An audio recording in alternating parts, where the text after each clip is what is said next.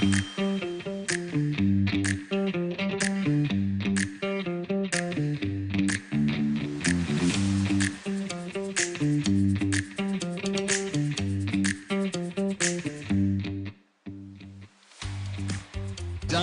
Glasgow, with the voice of the Trojans, Jay Turner.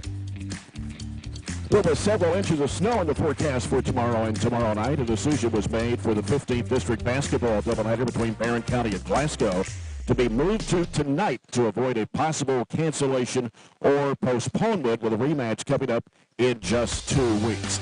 Hi, everybody, from Glasgow High School Scottie Gym. It's Jay Turner alongside Robert Bauer for tonight's broadcast here on WCLU 104.7 FM. Jake Norris is our studio producer, and this is the Don Franklin Glasgow Countdown to Tip-Off. Tuesday night, the Trojans and Trojanettes split with Warren Central. The Trojanettes winning easily 73-12 over the Lady Dragons, while the Trojans lost to the top-ranked team in Region 4, 72-49. Glasgow lost both games in Adair County on Tuesday night.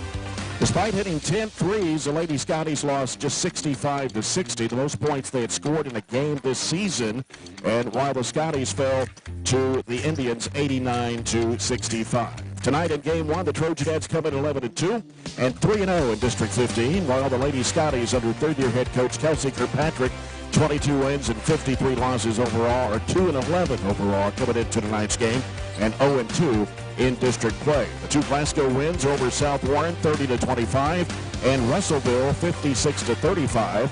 Their losses have been to Greenwood 38-31, Logan County 41-38, Bowling Green 58-19. They lost to District 4 Warren East 56-45.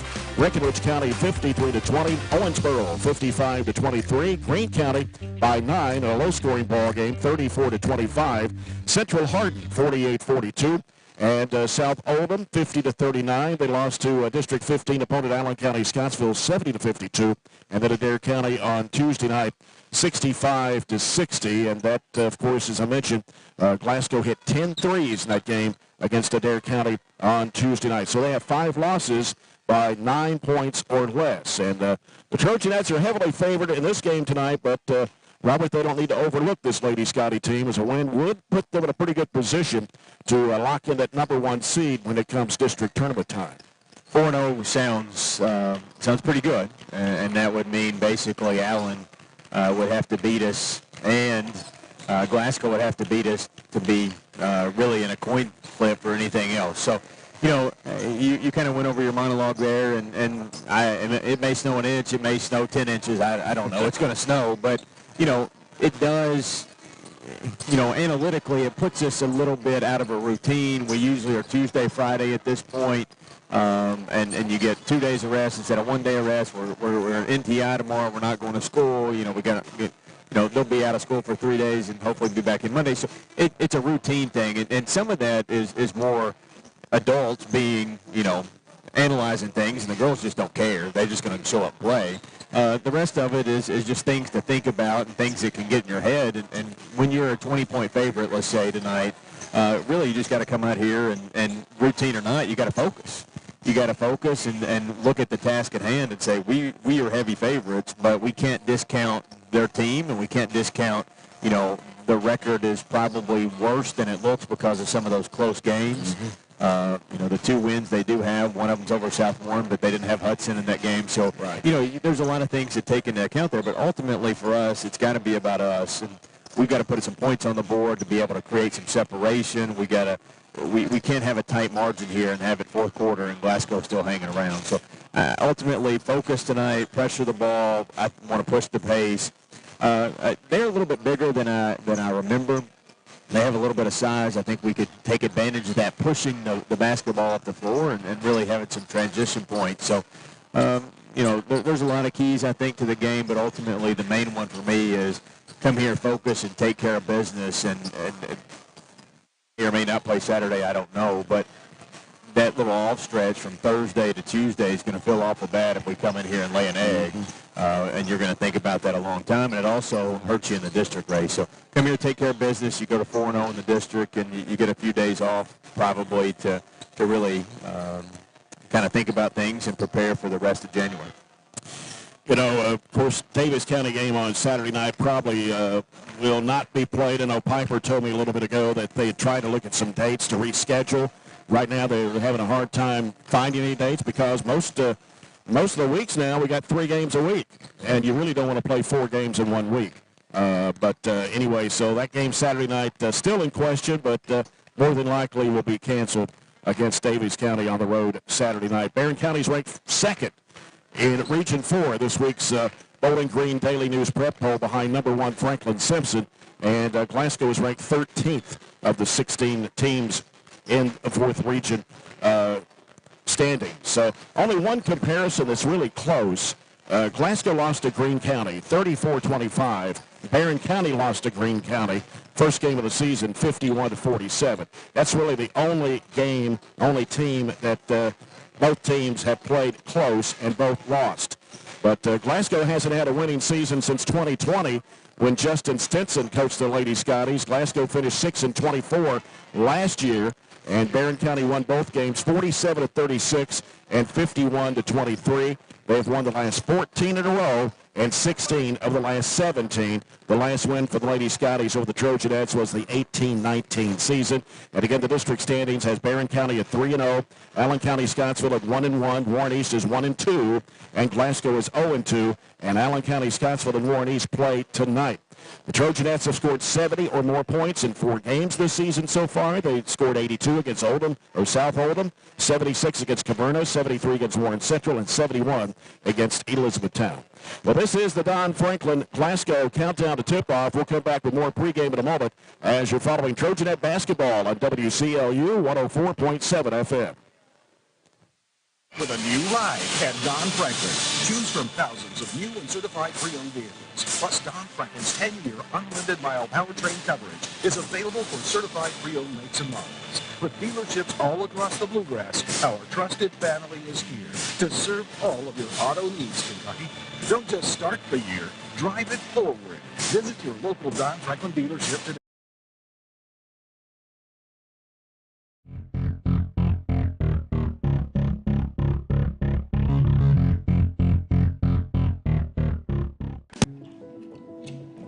Mess around. Hey, son, what you doing? Daddy, I'm gonna own a dealership one day. All right, I'll dream with you. From one small dream to over 25 dealerships in the state of Kentucky, we have set out to provide Kentuckians with reliable vehicles and the best customer service for over 50 years. This may have started with a simple dream, but our dedication to our customers will go on for generations.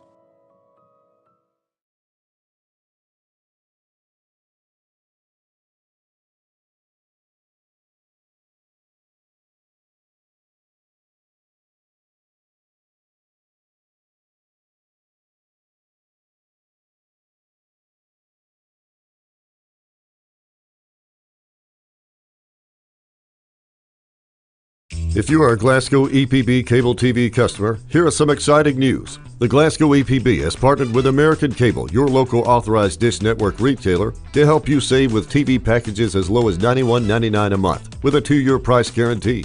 When you make the switch to American Cable, you can also enjoy 3 months of reliable Glasgow EPB internet for free. Hurry now, as this offer won't last long. Call 270-651-8341 or 270-847-4542 now. So Aero Safety is an international safety consulting company based right here in Glasgow, Kentucky. We offer a wide variety of services, ranging anything from safety training to administrative services like policy procedures. It's any manufacturing, any industry around our area, we can apply that. And we can also make everything site-specific to the customer. So we make sure we're incorporating the company's policies, procedures, applicable hazards, equipment, things like that, that it's make it more relevant and engaging for the customer. Aero Safety is here to keep your employees safe and keep your business headed in the right direction. At Hart County, the District 18 doubleheader. Allen County, Scottsville at Warren East. We'll try to keep tabs on that one, especially being in District 15. Bowling Green is at South Warren. Greenwood at Warren Central. Logan County at Russellville. And the 4th Region All-A is at Todd Central. Semifinals tonight, Cumberland County against Clinton County and Monroe County against Todd Central. And a couple of girls' games tonight at Air County girls at Casey County, Taylor County girls at Russell County. To talk about that trip down to Todd Central, I talked to Clinton County radio guy, Sid Scott, earlier today. He says it's a 2.5-hour drive from Albany to Elkton and about 138 miles. And that's from one end of the region to the other. He may be chasing the snow home, too. That's true. Time they get back home tonight. That's right. But some scores last night on the scoreboard update brought to you by Barren County Judge Executive Jamie Bewley-Byrd. 4th Region All-Classic last night. The semifinals were played. Metcalfe County beat Clinton County in girls 54-34. And Todd Central came back from 10 down to defeat Monroe County last night, 54-51. So that sets up a Metcalfe-Todd Central matchup in the championship of the All-A Classic. In the All-A 5th Region last night, Greene County girls beat Washington County 69-44. And in boys, it was Greene County 74, Washington County 42.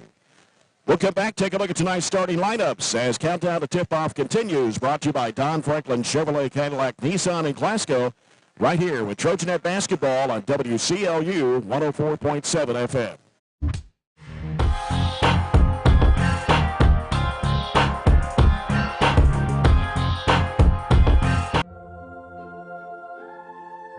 Growing up is realizing that everyone who told you to eat your breakfast when you were little was actually eating this for breakfast. It's your turn to take your place at the breakfast table and savor the taste of culinary independence with freshly toasted bagels at McDonald's. Indulge in the breakfast you've always wanted and start the day off the right way, your way. Ba-da-ba-ba-ba. Hey Lindsay, it's been really hot, and with warm weather comes pests. Well, Billy, at Southern States, we have bug sprays and pest control products to use around your home. We want you to be able to enjoy the summer pest-free. And outdoor grilling season is also here. Everyone can get their propane tanks for your outdoor grills and fire pits filled at Southern States in Glasgow. Propane summer fills are also coming up. Call 651-6167 or 651-2159 for your local Southern States. And we are now on 120 Cross Street, just off 31E South. I just did it, but I waited way too long. Trust me, it's about time you left cable TV behind and started saving with MyStream TV from SCRTC. Already have TV with SCRTC and you still have cable boxes and wires everywhere? Talk to SCRTC about MyStream TV and compare it to your current service. The best thing about MyStream TV, you'll save money and get up to 1 gig symmetrical internet. Visit scrtc.com and click on the MyStream TV logo at the top to start saving on cable today. At Kuzma Family Dentistry, we specialize in changing smiles and changing lives.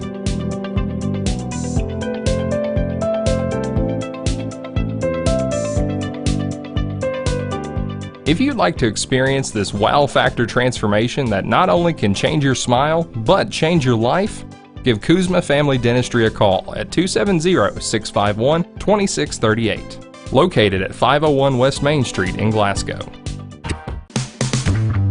Shoot just under 30% for the field at 29.7%. They've made 43 threes, 10 of them in the game Tuesday night against Adair County, but they only shoot about 20.6% from behind the arc, 58.3% for the foul line, and 27 rebounds a contest. Barren County Trojanettes are averaging 57.3 points a game, giving up 38.8. And they shoot 41% for the field. They've made 48 threes this year, and that's a shooting percentage of 31.4% behind the arc. From the free throw line, 66.5%, and 30 rebounds a game. Time to look at tonight's starting lineups, brought to you by Kuzma Family Dentistry on West Main Street in Glasgow. And for the Lady-Scotties, under third-year head coach Kelsey Kirkpatrick, her assistant coaches staff includes Becky Kingery, Ellie Bartley, Fred Stockton, Nathaniel Goodman, and Robin Bartley. They'll start Kayla Kirkpatrick, a 5'6 sophomore, averaging 8.1 points a game. Jordy Goodman, a 5'6 sophomore, averages 5. Cynthia Austin, the only senior on the team, at 5'8", averages 8.2 points and 5 rebounds a game. Carly Hagan, number 22, a 5'7 sophomore, averaging 4.8. And Natea Lightfoot starting tonight. She's a 5'4 8th grader, and she is averaging 3.5 points a game, but she scored 15, hit 5 threes against Adair County on Tuesday night. Kirkpatrick had 14, Austin had 14 in that 5-point loss. Barren County Trojanettes under 10th-year head coach Piper Lindsay. Assistant coaches are Michael Toms, Brent Spillman, and Billy Michael Dyer. They'll start Katie Elmore, a 5'6 senior, averaging 8.7 points a game. Katie Gerald's a 5'7" senior, 8.6 points, 5.3 boards. Shelby Bird, number 24, a 5'6" sophomore, averaging 14 points, 4 rebounds a game. And Ashley Atkinson is number 35, a 5'9" junior, 5 points, 5 rebounds a game. And Mahala Burton, number 3, a 5'7" freshman, averaging 5.4 points a game. And in the game against Warren Central on Tuesday, Barren County shot 46%, 29 of 63 from the floor, hit 6 of 15 threes. They were 9 of 13 from the foul line, and 49 rebounds in that game. And Shelby Bird had 11 rebounds in that contest against the Lady Dragons, which, and of course, that was a running clock right there at halftime. Could have been, if they changed the rule, it ought to be whenever you get up 35, that's when you start to running clock. Yeah. But that's not the rule. So, I mean, those games like that are tough, but, you know, just like I mentioned earlier, we were focused, we took care of business, we made a lot of shots early, and that game doesn't do a whole lot for us to really make us better because there's such a huge difference in those two teams. But, you know, it does prepare you in the fact that you've got to come out focused and not take anybody for granted. You know, a lot of the same things that, like I said, I talked about earlier. So you really can't discount Glasgow, and they don't shoot the ball well. They shoot about 40% of their shots as threes. They just don't hit them.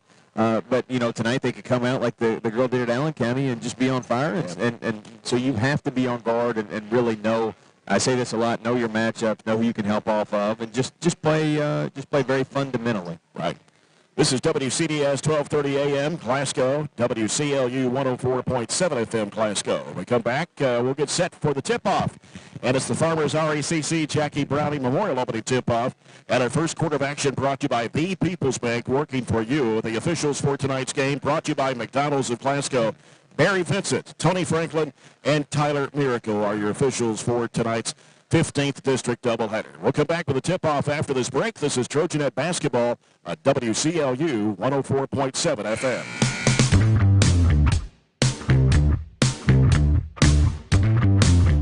If you haven't heard, there's a new approach to banking. It's called Kasasa, and you'll find it at the People's Bank. Your free Kasasa checking account offers you monthly cashback rewards. The Kasasa cash checking account can earn you a very high interest rate on your balance. Then link Kasasa Saver, and you'll also get a high rate on your deposits.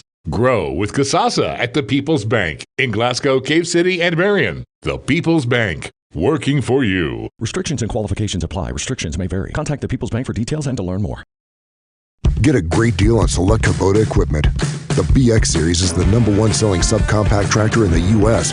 The versatile lineup is built to help you make the most of your land. Right now, bring home select Kubota equipment for 0 down, 0% APR for up to 72 months on select BX models. Now through September 30th. See us or go to KubotaUSA.com for full disclaimer. Your local Kubota dealer is J&J Sales, 1311 West Main Street in Glasgow. We've got you. It's a pledge to make sure you're always taken care of. A pledge that your Touchstone Energy Cooperative honors each and every day. When it comes to keeping things running smoothly or getting them back on track when they're not, we've got you. Always.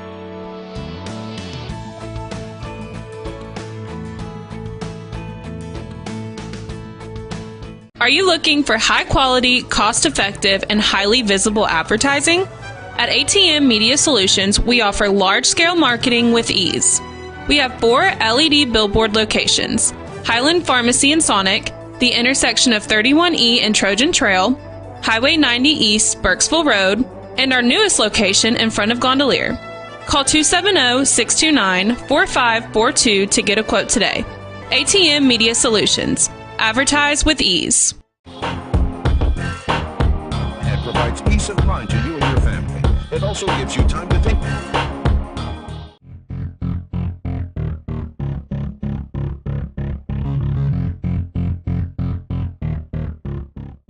Get in. We're making country great again. Come on. Whiskey River, take my mind. Willie 94.1. You got to have an ace in the hole. Willie 94.1. I'm a hard working man. The Big Willie. Oh, little rock. It's great country. Willie 94.1. We're making country great again, and we've got the real treasure for you every weekday morning starting at 8. Join me, Mac Daniels, for it right here on Willie 94.1.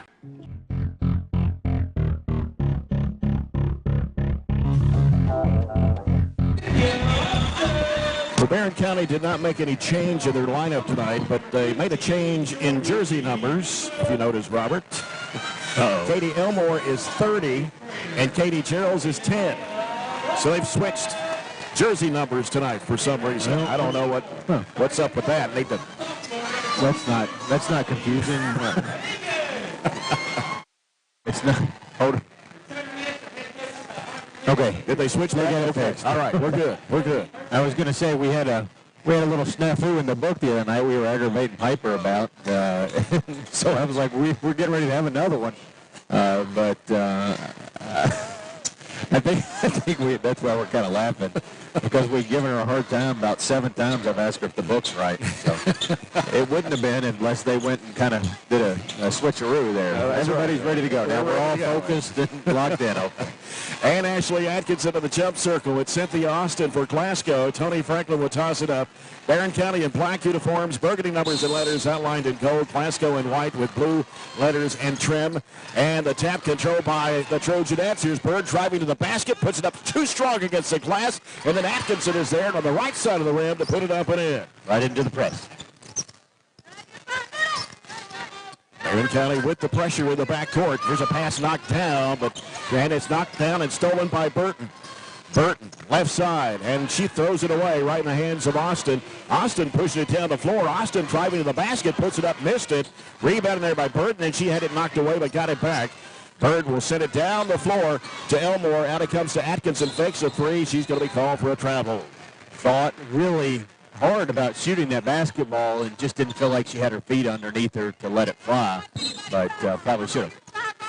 We've got a 1-2-1-1 zone court press applied with the Trojanettes. They break it down the right side with it is Hagan. Hagan drives to the basket and a block, but a foul underneath is going to be called against Barren County. He's going to send Hagan to the free throw line for 2 shots. The foul is on Katie Geralds. Not disagreeing, it probably was a foul, but the bad part about it was she was already really underneath the bucket, already kind of passed it by.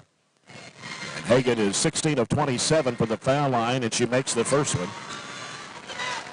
It's almost like they have a completely different lineup than we're used to the last few games. Obviously, Addie plays for us now, and they have some. And the second shot also good for Hagan. Ties the game up at 2. Barren County with the basketball. Burton into the front court with it for the Trojanettes. Out between the circles, calling the play out here. And coming out to get it is Elmore. Back to Burton. There's the backdoor pass back to Elmore. Too far, too long, and out of bounds. 3 turnovers already, and that one just needed a little bit more air under it. It was open. Yeah. So just more of a line drive. Here's Austin with it in the backcourt for the Lady-Scotties, pushing across the timeline. Now holds up. We'll give it out to Kirkpatrick. 2-2 the score. We played over a minute here in the opening quarter. Glasgow High School Scotty Gym. Kirkpatrick calling the play out. Almost to midcourt, still bouncing the ball against the floor. Now goes left side with it to Goodman. Goodman goes back and around to the right side to Lightfoot. Lightfoot just an 8th grader. Now driving, they kick it in there to Hagan, puts it up, it is too strong. Battle for the rebound, and Bird had it for a moment, had it knocked out of her hands and out of bounds. Barren County's basketball, 6:24 to play here in the first, and a 2-2 ball game. We're going to defend this man as they have the last 2 or 3 possessions. We got to get something positive. Yep. Here's Gerald's top of the circle. Hands it off to Elmore coming by. Right side with it to Bird. Now Bird looks inside. Can't find Gerald's. Out it comes to Atkinson. Atkinson feeds it back in there to Bird. Left to the lane. Bounces it back to Atkinson. They go down to Burton as she circles around across the key. Gives it back to Gerald's. Now Gerald's back out to Bird to set it up. Bird wants to drive with it. She goes in traffic, floats it up, and rolls it in. What we got to be aware of, they're switching everything. So when they switch into a matchup we like, you got to take them off the dribble. Yep. And almost a steal in the backcourt, but they break the pressure. Here's Kirkpatrick down to Hagan. Hagan with a spin move. Goes up with a shot, no, against Katie Gerald's. An offensive rebound. Hagan's got it back, flips it up, no, hit the bottom of the backboard. Coming out there with it is Atkinson. Ahead, it goes up to Burton. Burton trying to go underneath the basket, just threw it up underneath the backboard there. And here comes Kirkpatrick driving the basket. Shot is blocked out of bounds by Bird. And it'll stay with Glasgow underneath with 5:21 to play here in the first quarter. Barren County with a 4-2 lead. And Kirkpatrick bounces into play to Austin in the left corner. Austin putting down the dribble, sends it back out to Kirkpatrick. Long distance three, no good. Rebound comes off to Geralds. Geralds ahead up to Elmore on the right side. Elmore in the corner to Atkinson. Dropped the ball, had to get rid of it. Back out to Geralds. Now swings it off to Bird out front. Now Bird working to the right side of the floor. Gives it back to Geralds. Geralds works it into the paint. Trying to go up and under. And the shot, what do we got? Traveling? Yeah. So just what I talked about a while ago, they switched off and Shelby ended up with the post out on the floor. Shelby's got to recognize that and just take her man to the rim. Here's Austin, goes in the middle there to Goodman, back over the left side of Kirkpatrick. Kirkpatrick taking it down, he carried it. And so Barren will get it back. 4:44 to go here in the first quarter, 4-2 Trojanettes. Press hasn't caused any live ball turnovers, I don't think, but you stay in it because it's speeding them up right now and really getting them out of their offense. And now Coach Kelsey Kirkpatrick is going to bring in now Riley Strode, a 5'11 sophomore. And also coming in is number 2, Reese England, a 5'4 7th grader. 4:40 to play here in the first. 4-2, Barren County. Here's Burton with it out front. Left side with Atkinson. Atkinson out top now to Bird. Bird, right side to Geralds. Geralds fakes, drives, cut off. Trying to make a move inside the paint. Jump stop, shot goes up, good. We're kind of a little bit of one-on-one there when we recognize that. Yep. Ball knocked away. Here's Elmore in the lane. Got it. There's your live ball turnover. 8-2 all of a sudden. The Trojanettes. Here's England in the backcourt. Gets cut off and a foul on the sideline on Atkinson. And that's going to be her first, team second of the quarter. Not even a half a step, maybe a quarter of a step from being able to cut off the sideline and that being a really good trap. As Austin gets the ball in play. In the backcourt, Lightfoot. And now Austin brings it across. She drives it down the right side of the lane. Curls out to the corner. Sends it back out to Lightfoot. Lightfoot had it smacked over her hand, stolen by Atkinson. And there's a reach-in foul called against Goodman. That'll be her first. Glasgow's first team foul of the quarter. With 3:55 to play here in the opening quarter. Barren County with an 8-2 lead. She just put it out in front of her and actually smacked it away. The foul that prevented us from getting a wide open lay-it-up and being able to throw it ahead. Yeah.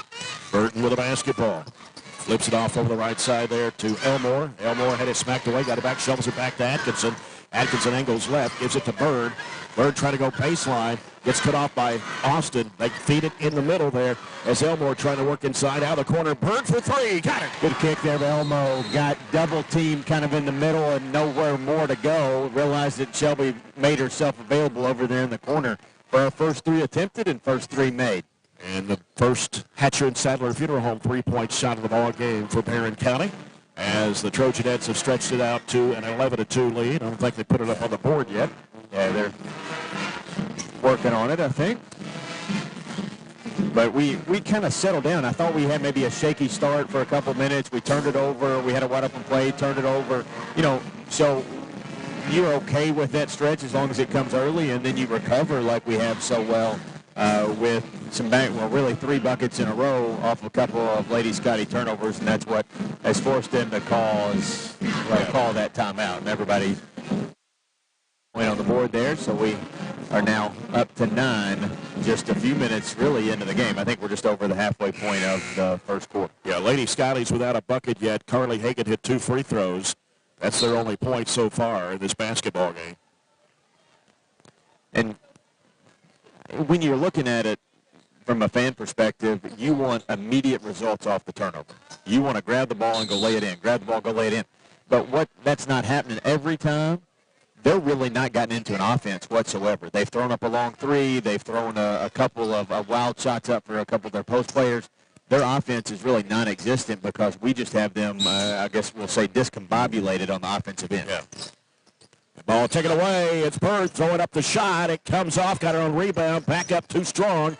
Another offensive rebound by Burton, I think. And we got a foul on Glasgow as Mahala Burton will head to the free throw line. The foul is on Glasgow's Natalia Lightfoot. First foul on Lightfoot. The second one on the Lady-Scotties. And Burton at the line. 64.5% foul shooter of the season. 5'7" freshman. That one spins out. 11-2 with 3:20 to play here in the opening quarter as Burton is back to the free throw line. Second shot goes up. It's no good. And Austin gets the rebound for the Lady-Scotties. Into the front court with it. Angles off to the right side. Dishes it off there to Lightfoot for a three-point attempt. That's an air ball. Atkinson has it for the Trojanettes. Ahead up to Gerald's on the right side. Now Gerald's cuts back left, throws it back off to Elmore in the lane. Elmore, and it was deflected, was it? Nope, they say it was not. And it's over and back. Yeah, I thought somebody got a hand on it. It may well have been deflected. I think with you, I agree it was. But she was forced to make a bad pass because they almost just grabbed her arm, whether it was deflected or not. Hagan and Goodman both return to the Lady-Scottie lineup with 3:01 to play here in the first quarter. Barren County 11, Glasgow 2. Comes out to Goodman on the left wing. She's going to fire it up for three and banked it in. Just barely kissed the rim or glass, and it goes in. That's their 14th three-point shot of the year, and it's 11-5. And we have got the ball got knocked out of bounds, so we'll stay with the Trojanettes.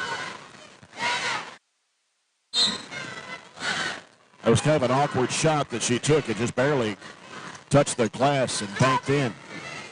Left side with it is Burton. They fit her the high post there to Elmore, and they reach in on her. They're going to call a jump ball. Possession arrow goes to Glasgow. Yeah, we got the opener. That's our sixth turnover now. Now that puts us ahead of Glasgow in that category. And Addie Slagle is going to check into the Trojanette lineup. 5'3" freshman, averaging 5.6 points a game. Comes in for Mahala Burton. So Slagle faces her former teammates here at Glasgow High School. Here's Kirkpatrick out front with it. Thought about the three from in between the circles. Goodman now gives it to England. England's guarded by Slagle. She's going to drive the basket and a whistle. She tried to go for the shot. They're going to say Slagle fouled her, and she don't think she did. I thought she got all ball from this angle. That's going to be her first. Team's third in the quarter. And England is a 5'4" seventh grader, averaging 2.3 points a game. The first free throw is good. So all their points have come from the free throw line so far, except for that three-pointer from Goodman, and it's 11-6. I think it was more of a body contact. She probably got her clean with the block, but the body bumped her there out of bounds. The second shot also good for England. And she is going to check out, and back in is... Who came in for her? I didn't. Well, Austin, I think, came back in. Okay, she just went out for a minute. Right corner, Atkinson bounces down in low, and Elmore tried to go for the shot. Looked like she got bumped in there, but no whistle. It's a block or a charge. Yep. It's one or the other. You got to call something there. And Glasgow has scored 5 straight points here. 2 minutes to play in the quarter. 11-7, Trojanettes. There's Austin. Sets it up, gives it over now to Kirkpatrick. Kirkpatrick in the middle there to Goodman. Goodman around the free throw line area. Throws it back to Kirkpatrick. Fires up a high arching three that bounces, hits the top of the backboard. And an offensive rebound by Glasgow. Hagan's got it. Throws it way back out to Kirkpatrick. Fakes, drives left side, goes up with a shot. It's blocked in there. And a battle for the rebound on the loose floor. Ball loose on the floor. It's going to be tied up. It'll be Barren County's basketball. Minute 34 to go here in the quarter, 11-7. I think they've gone 2-3 zone against this a little bit. Yep. Here's Slagle working off the right side of the corner. Atkinson fires for three. Got it. And actually shooting the ball really well from deep. She's become more of a consistent three-point threat for us, and now we've gone into a 1-3-1 half court. As Austin gets rid of the basketball to Kirkpatrick. Long pass down to Hagan. She goes under. No, hit the bottom of the backboard. 14-7. Ahead it goes up to Elmore. Elmore fires it off to Gerald. Gerald's left of the lane, turns, gives it out to Slagle. 3 in the air, no good. And a rebound knocked loose, and coming up with it is Slagle. Back to Bird. Bird drives the baseline, trying to go up with it. A foul on the baseline on the Lady Scotties, and they're going to put it on number 12, and that is Austin. Her first, team's third. Is it a shooting foul? I thought she was kind of going up, but maybe said she took one too many steps to get that. So Bird will toss it in play here. Sends it out to Slagle. Back to Bird. Right corner fires away short. Goes right underneath to Riley Wilson. And we're going to have a foul. And it is on Austin once again. And that is her second. And I think that's a bigger foul than some realize. She's the only senior on the basketball team. Actually, their leading scorer. And she really settles them down and handles the ball to beat the press. Bird sends it out to Atkinson. Atkinson drives it right to the lane, puts it up, no good. And trying to go back up with it was Wilson. Wilson fighting back again in there to try to go back up with it. She's fouled. And they're going to put this one on Lightfoot. That's her second. Dominating the boards right there, aren't we? Yep. So Riley Wilson at the line. 5'10 junior, averaging 3.6 points a game. First free throw, no. Barron's 0 for 3 now from the stripe. I was going to say dominating the boards, but not the free throw line. We're 13-5 on the glass. And the second shot is good for Riley Wilson. And it's 15-7. Barren County, 38.3 seconds to go here in the first. As Goodman throws it back across to Kirkpatrick. Diagonal pass is going to be thrown away over the head of Goodman and out of bounds. Largest lead was 11-2, right? Yeah. A 9-point lead. We got it at 8 here with a chance to take the last shot and extend it here at the quarter break. Goes right side over to Bird. Out top Slagle. Back to Atkinson. Fakes, drives, gets cut off down low. Throws it back out front now to Slagle. Down to 16 seconds to play. Back out to Slagle. Back over to Bird to the right wing. Back to Slagle. Left side Atkinson. Back to Slagle again. There you go. Down to 6. Going to have to think about it here. Here's Atkinson. Throws it across and threw it away. We're running a play, and we didn't ever get it set up. We cut in instead of lobbing it over for the back cut. 2.8 seconds to go here in the quarter. Glasgow's basketball. Kirkpatrick trying to find an opening for a mid-court shot. Goes out of bounds. That ends the quarter, and it's Barren County 15, Glasgow 7. We'll return after this break. This is Trojanet basketball at WCLU Radio 104.7 FM. The amazing? It's our espresso drinks, like our...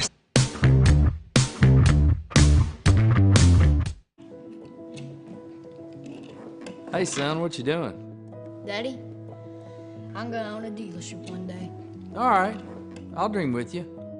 From one small dream to over 25 dealerships in the state of Kentucky, we have set out to provide Kentuckians with reliable vehicles and the best customer service for over 50 years.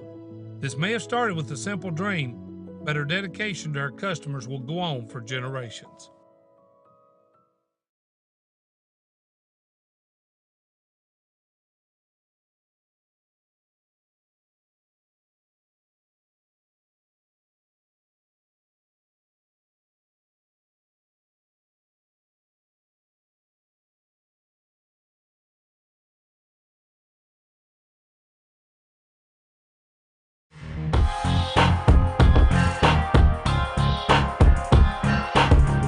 Glasgow High School Scottie Jeb, Jay Turner with Robert Bauer. 15-7 is the score. The Trojanettes leading the Glasgow Lady-Scotties. As we go to quarter number 2, brought to you by South Central Bank. Small enough to know you, big enough to help. Barren County had a couple of threes that first quarter. And the only field goal by Glasgow was a 3 by Jordy Goodman. They went 4 for 4 free throws, though. Barren County only 1 of 4 from the foul line here in the first. Here's Kirkpatrick getting some pressure out there. Got double team, trying to get out of the trap. Almost time. Yep. Takes it left side. She's covered up. Throws it back out now to Lightfoot. Lightfoot playing with 2 fouls. Drives against Slagle. Goes to the basket. No. Ball tipped away. Chased down to the corner. And they lob it up to Wilson. Wilson got a 3-on-1 break. Here's Slagle underneath to Wilson. Puts it up. Shot it over the rim. That was nice. We just got to finish it. Here come the Lady-Scotties on the attack once again. Kirkpatrick out between the circles, stops and pops. 3, swish. Listen, Jay, They were 1 of 12 in the first quarter. We were 6 of 13. We, shot the ball well. They didn't, but we're only up 5 because they've hit a couple threes. There's a three by Atkinson. It's off the mark, and Glasgow with the rebound. Kirkpatrick with it. Into the front court.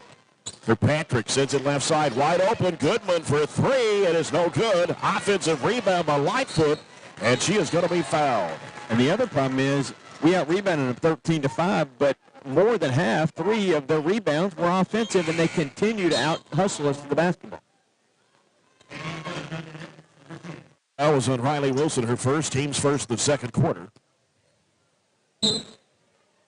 And Kirkpatrick at the left baseline trying to get somebody open and almost threw it away. Lightfoot there to grab it against Addie Slagle. Left side, Kirkpatrick, another three-point attempt. Got it. Yeah. We're going to be in a one-possession game right here just because they're throwing it up and it's going in. I mentioned they could get hot from 3, and that's what's keeping them close. That's all their field goals have been three-point shots. It's 3 of them. And now it's 15-13. Here's Bird to the right side. Out to Elmore. Ball knocked away. Kirkpatrick knocked it away, and then Elmore comes up with it. Should have been a reach-in foul there on Kirkpatrick, but no call. Here's that to Slagle. Bird working left side, wants to drive, had it knocked away. Turnover by Barren. Glasgow has it coming the other way. 6:15 to play in the first half. Kirkpatrick races down, gives it off to Lightfoot for 3. Oh, it's an air ball and goes out of bounds. Glasgow will bring back in Grace England and Riley Strode. So we played almost 2 minutes in the second quarter. Barren County yet to score in the second quarter. Glasgow's hit 2 threes. Elmore, right side, Gerald, she's open 3. Got it. I say you got to score to set up some type of pressure. That's another thing we're missing, but right on cue there that we can knock down a 3 and get back in it. Katie Geralds with Hatcher and Sadler, 3-point shot. Ball knocked away. Bird's got it. Bounce pass underneath. Slagle puts it up and in. Good job. She had Kirkpatrick on her, and Slagle filled a gap to get an assist and a bucket. Back up to 7 now for the Trojanettes at 20-13. England gets for the basketball to Kirkpatrick. Kirkpatrick gets it across the line. Down the left side it goes to Goodman. Back out to Kirkpatrick. Long range 3 once again. Barely grazed the iron to the right side of the rim. Here comes Slagle with it. Into the front court. Right, it goes down to Geralds. Geralds pulls it back out, gives to Bird. Bird feeds it off in there to Wilson. Wilson trying to go under with a shot, had it blocked. Here comes Glasgow back the other way with 5:10 to play here in the first half, 20-13, Barren County. Kirkpatrick, who's hit 2 back-to-back threes in the second quarter. They go with it to Reese England. England now bounces it up and throws it away. Nope. Got Kirkpatrick over here. Nobody went for it. Kirkpatrick came to the corner. And a timeout here by the Lady-Scotties with 4:51 to go here in the first half. Barren County 20, Glasgow 13. I think, and that's why I wrote that on the paper, and I still think so to start the game, I think we're much better off playing with tempo. Glasgow does not have any organization when they have to speed up, and without Austin in there with her 2 fouls, somebody who I do think can play fast, they are at a severe disadvantage if we move the ball up the floor and push it to try to get points. So let's see if we can continue that, but we have to get back and match up. Kirkpatrick just shot that one almost from our bench. She doesn't care how deep it is, and most of them don't. So we have to really respect their range and match up and make sure they're not knocking down 3s. Glasgow's basketball. As Goodman will toss it in right here in front of us. It comes out to Lightfoot. Lightfoot comes off a screen to the right side. Dribbles, gives it off to England. England, she palmed it. Got away with it the first time and then did it again. Both teams have, we have 8 turnovers. They have 7. Way too many for us. Slagle with the basketball for Barren. Right side it goes to Geralds. Geralds sends it back out top now to Elmore. Now Elmore will give it to Slagle. Hannah Bragg in the ball game now, 6-foot junior for the Trojanettes, along with Addison McFall.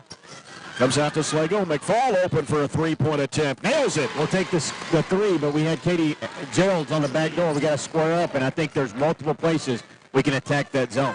Hatcher and Sadler 3 for Addison McFall, and it's 4 of them for Barren County. in the ball game, leading by 10 now. That's their largest in the ball game.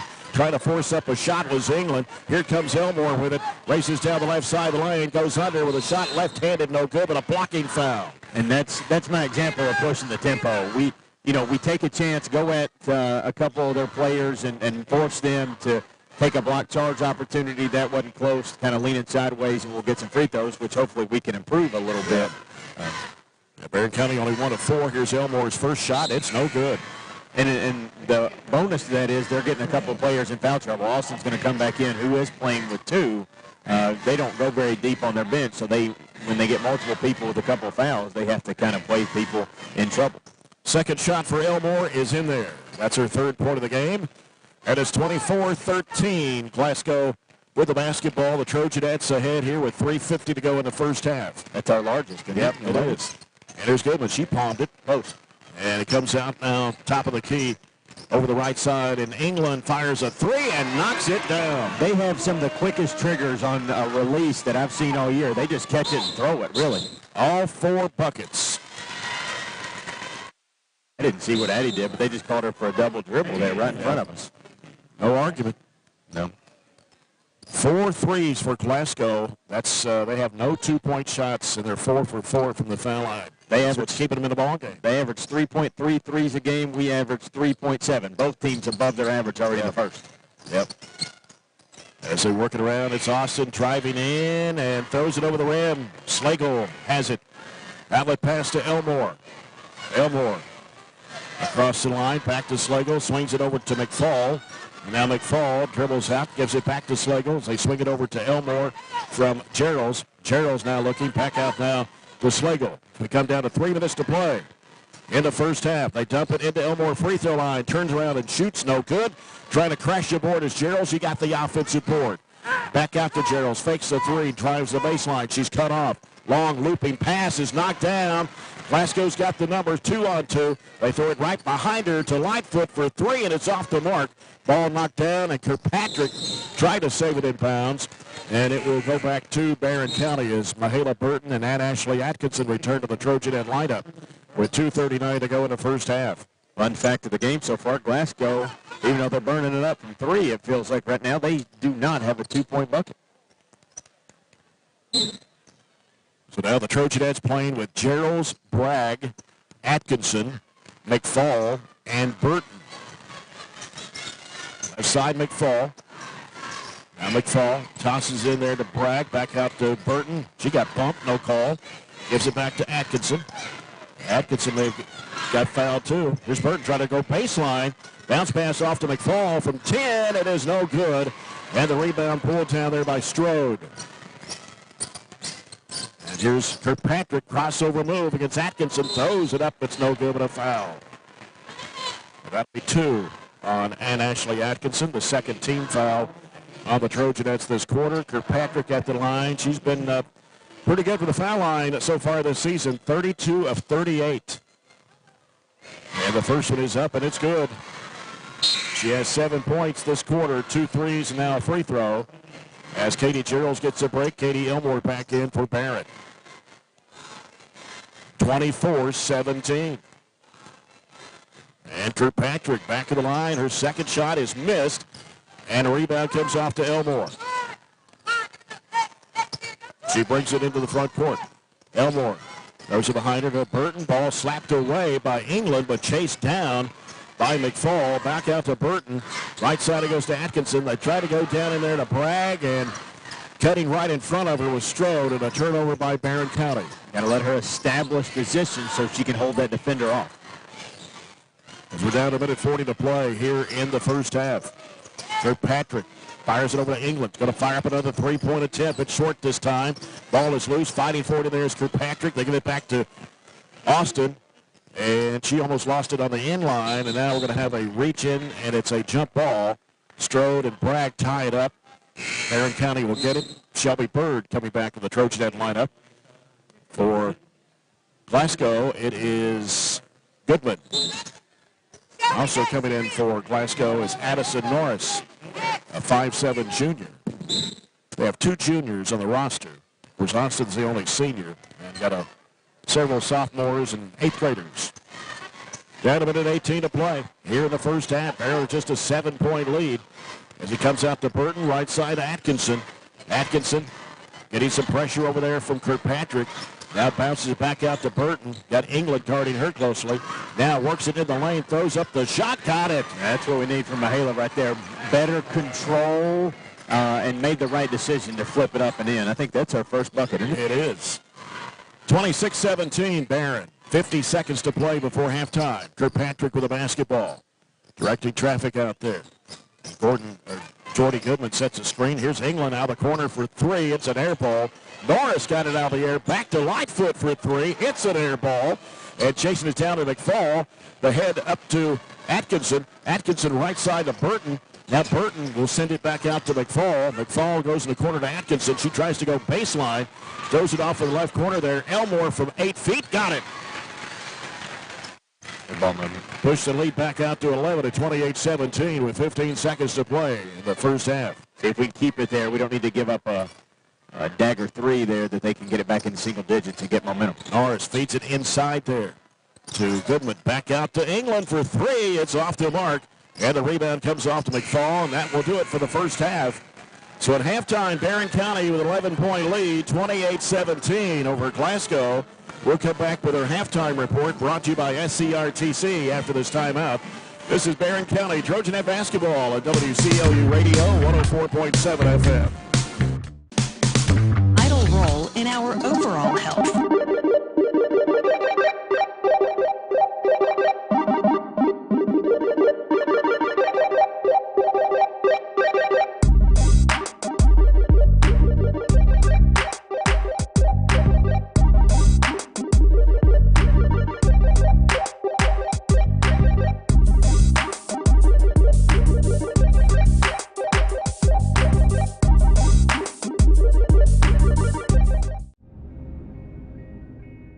So Aero Safety is an international safety consulting company based right here in Glasgow, Kentucky. We offer a wide variety of services, ranging anything from safety training to administrative services like policy procedures. It's any manufacturing, any industry around our area, we can apply that. And we can also make everything site-specific to the customer. So we make sure we're incorporating the company's policies, procedures, applicable hazards, equipment, things like that, that it's make it more relevant and engaging for the customer. Aero Safety is here to keep your employees safe and keep your business headed in the right direction. Growing up is realizing that everyone who told you to eat your breakfast when you were little was actually eating this for breakfast. It's your turn to take your place at the breakfast table and savor the taste of culinary independence with freshly toasted bagels at McDonald's. Indulge in the breakfast you've always wanted and start the day off the right way, your way. Ba-da-ba-ba-ba. Hey Lindsay, it's been really hot, and with warm weather comes pests. Well, Billy, at Southern States, we have bug sprays and pest control products to use around your home. We want you to be able to enjoy the summer pest-free. And outdoor grilling season is also here. Everyone can get their propane tanks for your outdoor grills and fire pits filled at Southern States in Glasgow. Propane summer fills are also coming up. Call 651-6167 or 651-2159 for your local Southern States. And we are now on 120 Cross Street, just off. Trojanettes lead the Lady-Scotties 28-17. This is the SCRTC halftime report. SCRTC's alternative to cable is MyStream TV. Switch today and save on your cable bill as we take a look at the halftime stats brought to you by Riley Dental Group. Barren County led 15-7 at the end of the first quarter. Outscored Glasgow 13-10 in the second, and that 11-point lead is their largest of the ball game. For the Trojanettes. Glasgow with 4 field goals the entire first half, and all 4 were from behind the arc. They hit 5 of 6 free throws. Kayla Kirkpatrick has 7 points, a couple of threes, and 1 of 2 from the foul line, a three-pointer from Jordy Goodman. 2 free throws from Carly Hagan, 5 from Reese England. She hit a 3 and 2 of 2 from the foul line, and that was all the scoring for Glasgow in the first half. For the Trojanettes, 11 field goals. 4 of those are three-point shots, but 2 of 6 from the foul line. 4 different Trojanettes have 5 points apiece, and it's Katie Elmore with a couple of field goals and 1 of 2 from the foul line. Katie Geralds with a 3 and a 2. So does Shelby Bird. So does Ann Ashley Atkinson. All have a 3 and a 2.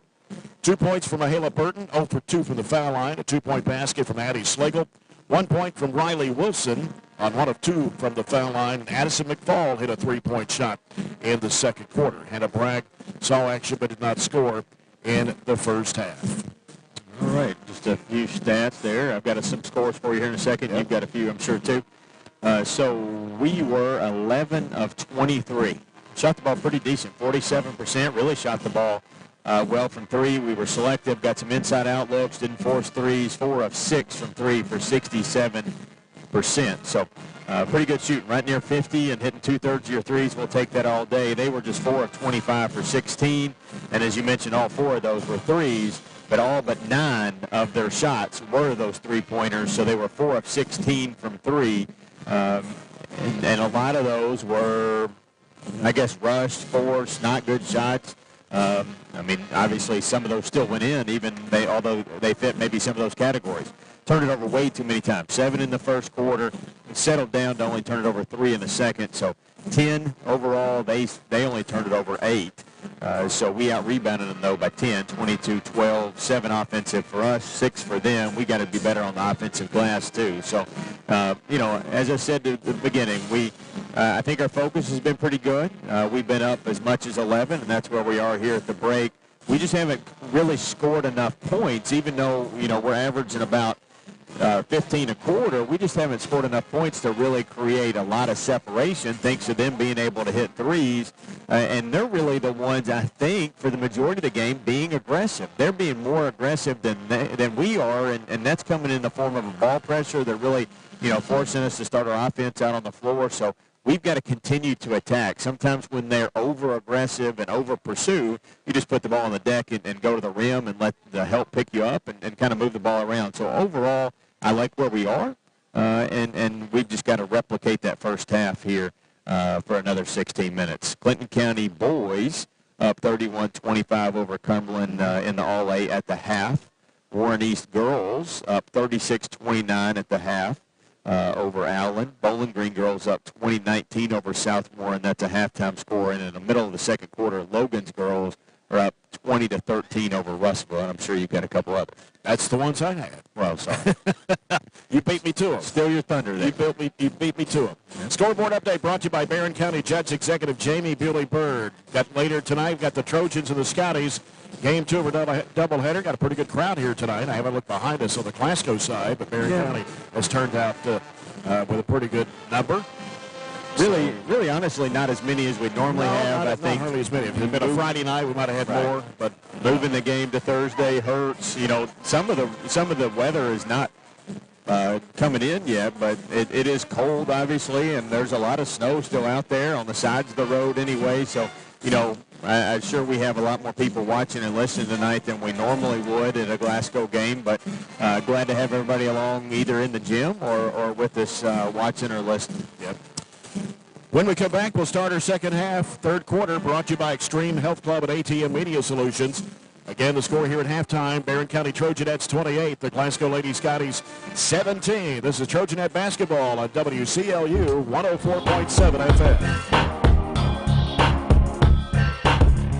31E South. Reliable internet and great customer service, 2 things you'd like to have? I'm talking local service and quick response when my internet is out, which never happens, by the way. That's exactly the type of customer service you get from an awesome internet provider like SCRTC. Not only do they provide gig speed and superior Wi-Fi solutions, SCRTC backs it up with phenomenal customer service. That is true value in an internet provider. Go to scrtc.com and get yours with an unmatched service guarantee. At Kuzma Family Dentistry, we specialize in changing smiles and changing lives.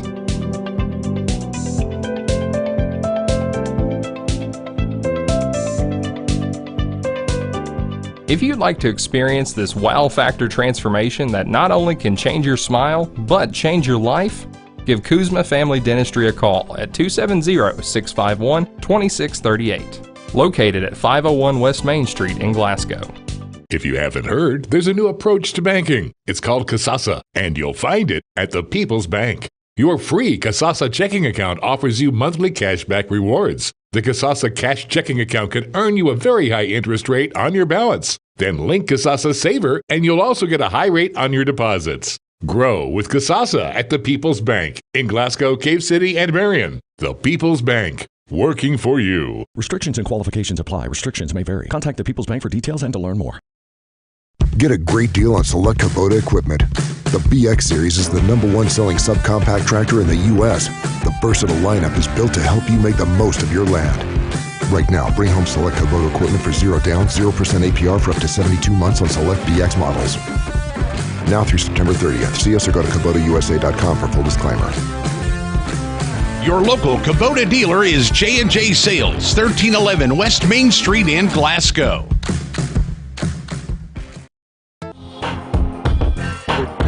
Board as we get set for the second half. Get the shovels ready. The snow will begin moving in around 7 or 8 o'clock in the morning and will continue in part of the evening on Friday. A little change to the forecast, they say. Just a small increase in snow totals. All right. 3 to 6 inches. Bring it on. Somewhere in that category, I guess. We'll start in the morning, heaviest in the afternoon, 3 to 6 inches of snow with isolated higher totals, and the roads will turn slushy and very slick. But the road crews, they've done an excellent job this past weekend with the roads. It's icy. This is all snow this time. So. It is. Somebody important must live on my road. They have used 90 gallons of salt on my road. It is white, not from the snow, from the salt. So if we forgot eggs, bread, milk, jelly, butter, whatever we didn't put on the grocery list, I think I'll be able to get out and get it if anybody needs anything. So.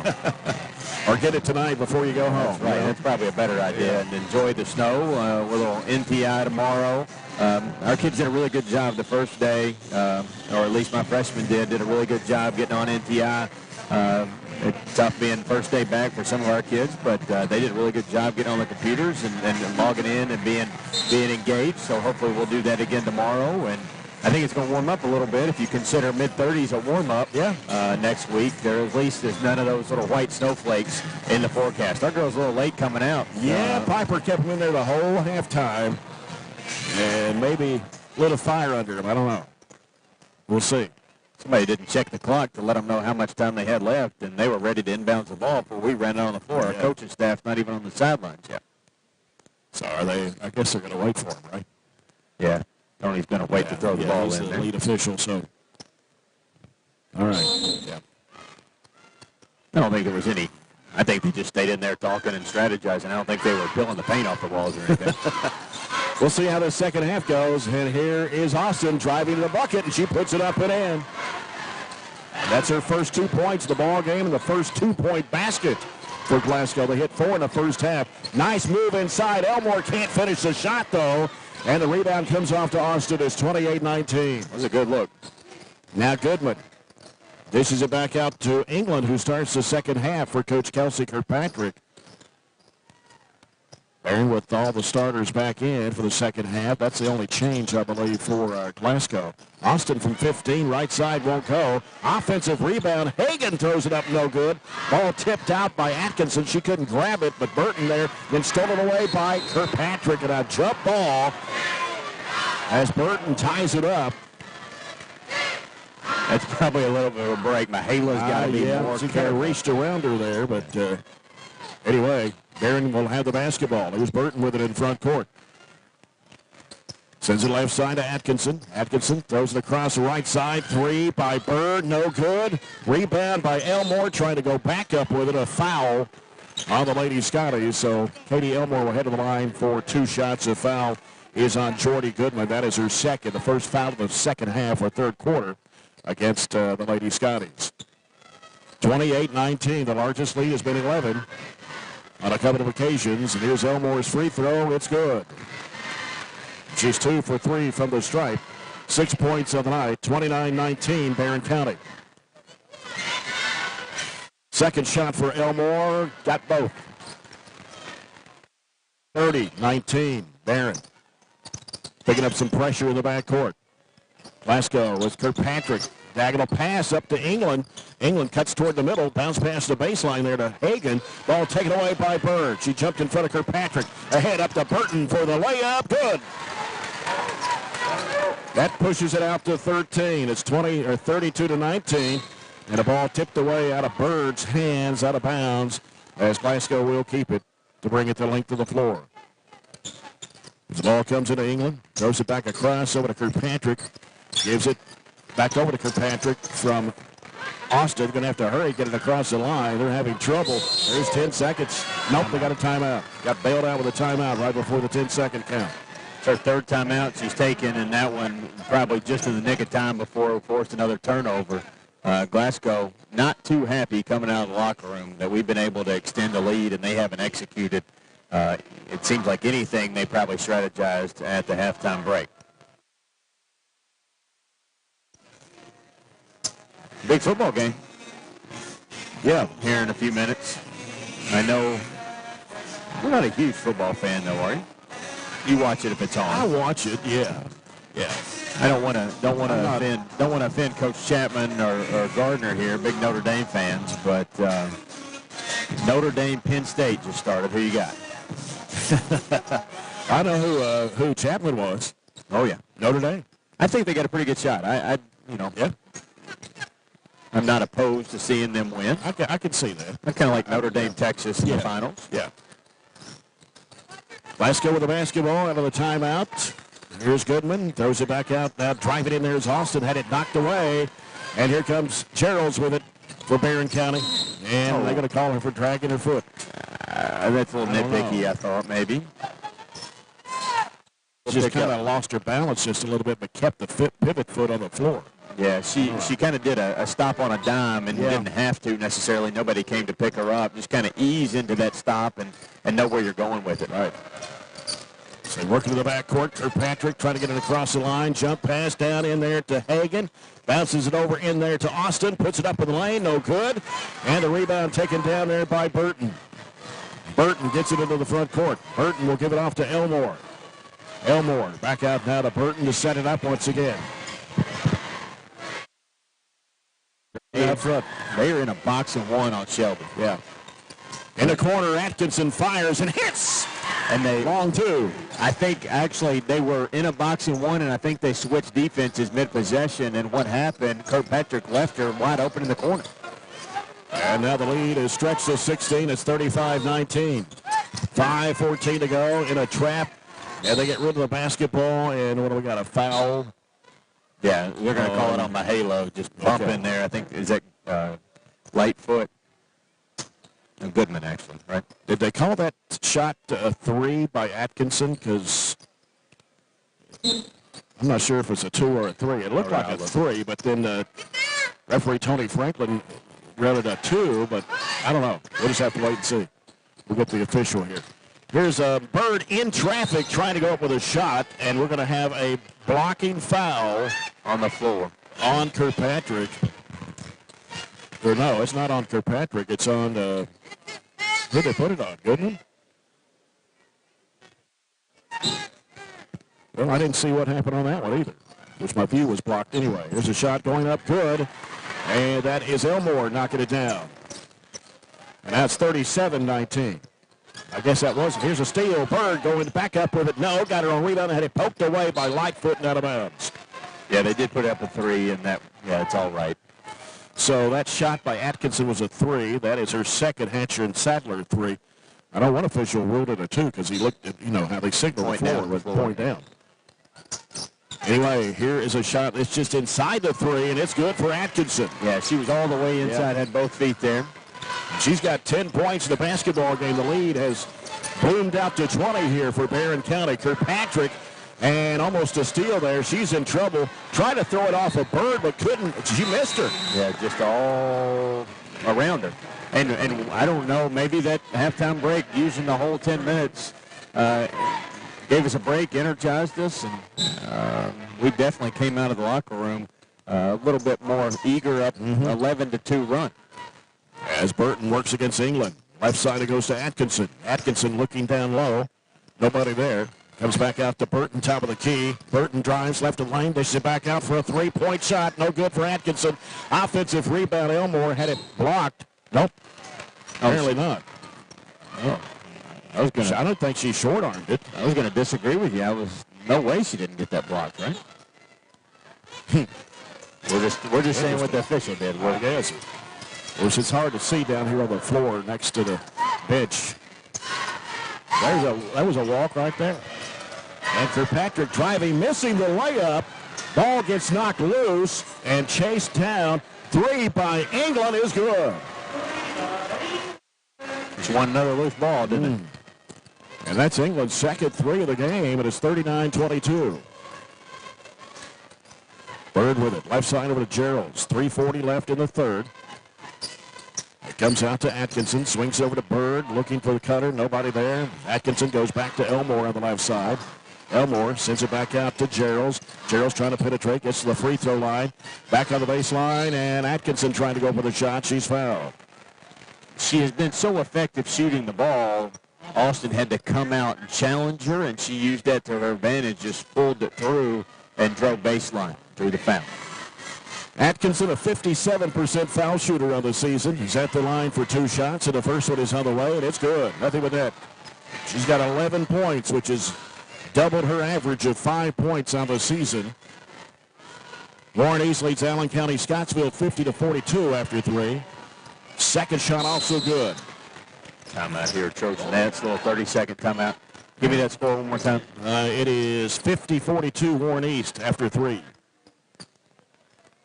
I don't know if I'm surprised or not. I think both of those teams are kind of even, and we played really good games against against Warren East and Allen County the 3 times we played them, really, to be honest with you. Those games are at Warren East, by the way. Does help a little bit.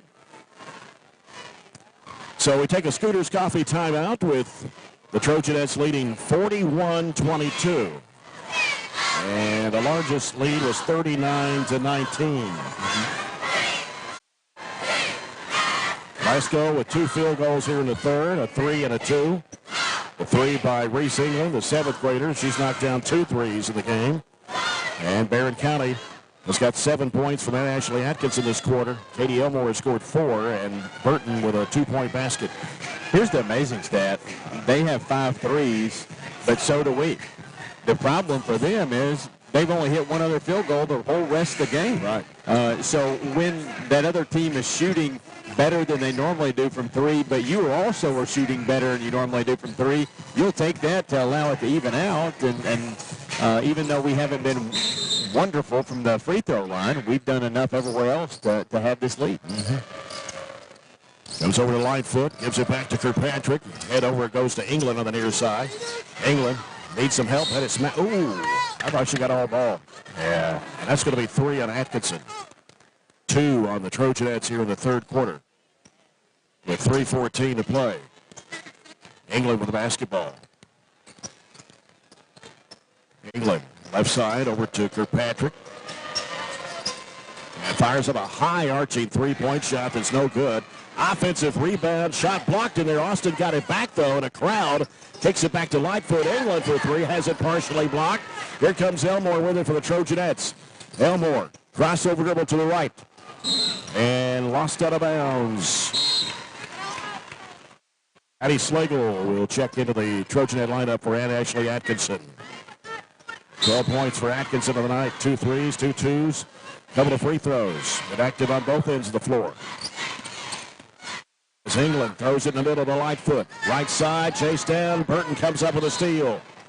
Then they say that she stepped on the inline. She was trying to walk the tightrope and lost her balance to step on it, so nothing really gained or lost there. So Glasgow will get it back with 2:38 to play in the third. 41-22, Trojanettes.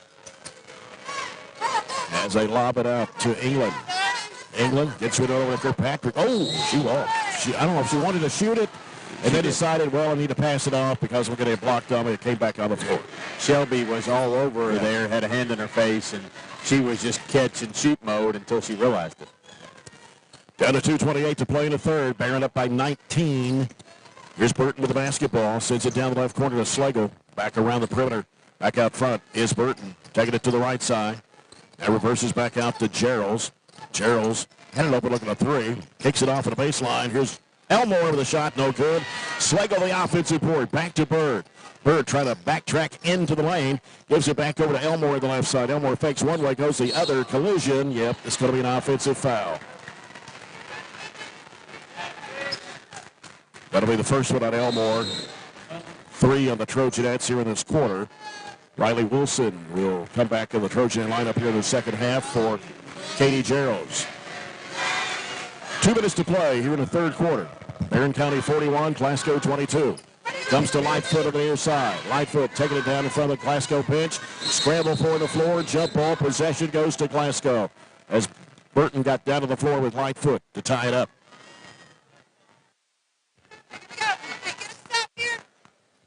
And Kirkpatrick will toss it in as it comes out to England. England working the point, bounces it off there. Right side it goes to Austin. Fakes, drives against Elmore. And out of bounds off of Elmore. She swiped it away from Austin. Minute 42 to play here in the third. Kirkpatrick gets the ball in play. She drug her pivot foot, and they're going to call a foul on Wilson. She definitely lost her balance and about fell out of bounds, but I guess they said that was caused by Wilson.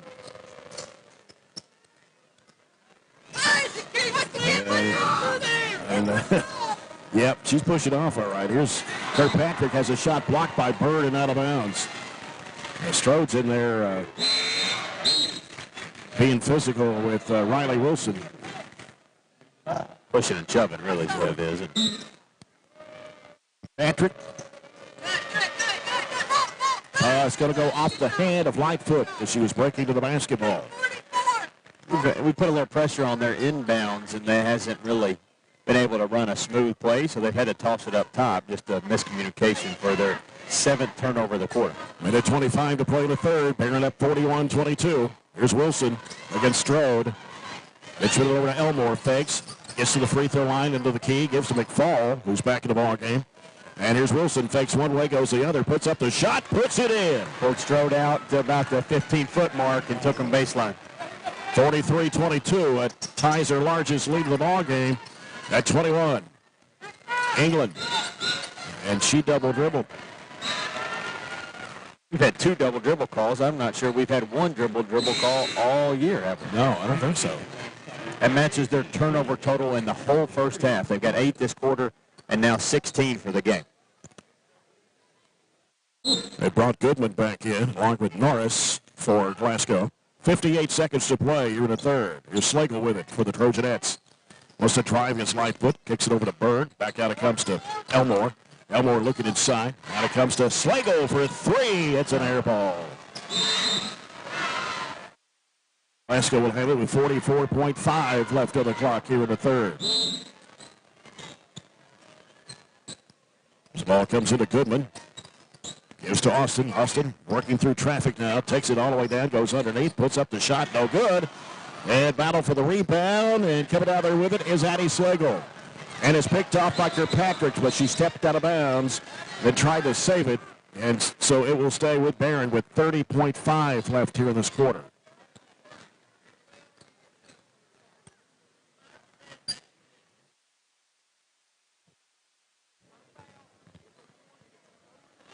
I'm not sure what that...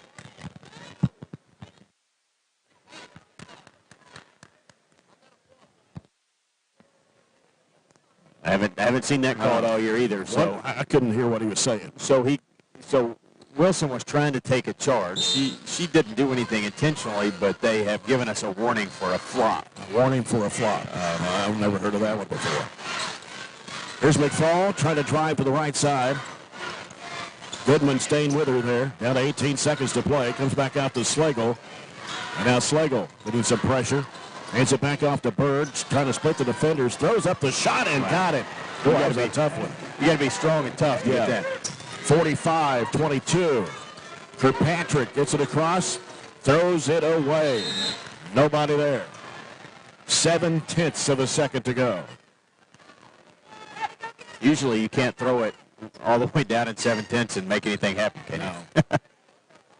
Oh, just try to get it in bounds and hold on to it. There we go. Yep. That will do it for the third quarter. And it's Barren County Trojanettes 45, the Glasgow Lady-Scotties 22. We'll return after this break. Trojanette basketball at WCLU 104.7 FM. We've got you. It's a pledge to make sure you're always taken care of. A pledge that your Touchstone Energy Cooperative honors each and every day. When it comes to keeping things running smoothly or getting them back on track when they're not, we've got you. Always.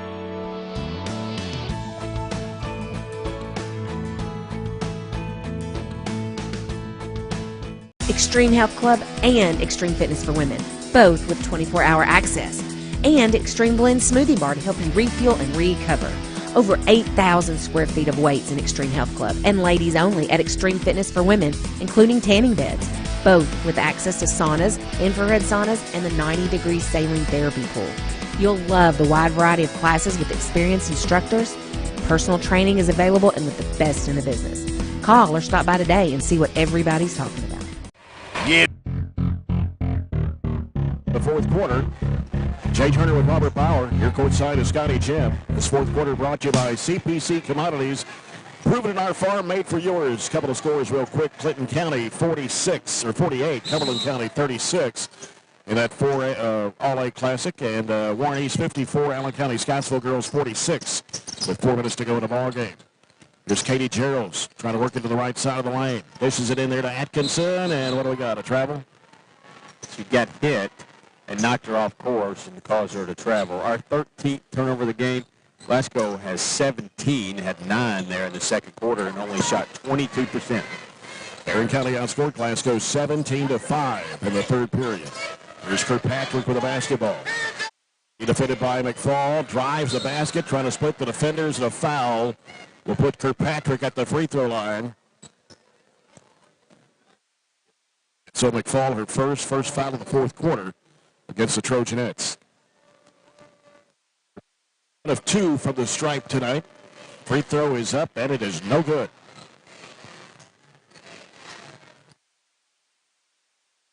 Owens cut it to 6, about halfway to go in the fourth.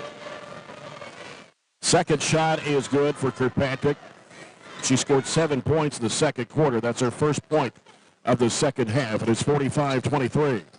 Slagle with a basketball. Dishes it off to Gerald. She'll fire a long one that is no good from the left wing, and the rebound to Kirkpatrick. Kirkpatrick into the front court. Kirkpatrick crossover dribble, drives the basket, throws it up, hits the side of the backboard. Battle for the loose ball. Gerald's had it, and then somebody reached in and grabbed her across the arm.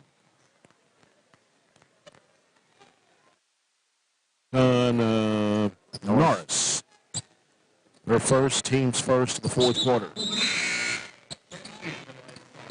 Reese England will come into the lineup, replacing Kirkpatrick with 7:10 to go. Slagle with the basketball. Slagle spinning into the lane, dishes it back out to Gerald. Gerald's around the top of the horn, over to Atkinson. Atkinson hands it off to McFall. Can't shoot the three, and the pass got deflected there, but caught there by Wilson. McFall is going to be fouled by England. And that will be her first and the team's second of the quarter. The interesting thing, as Burton comes back in there for Wilson, is the best quarter they had was when they played a zone, and they haven't played a zone anymore since the second quarter. Yeah. I don't really understand. They 13-10 quarter, and then they just abandoned it. McFall three falls short, but Burton underneath there to get it, turns and fires a 12-footer. It's no good.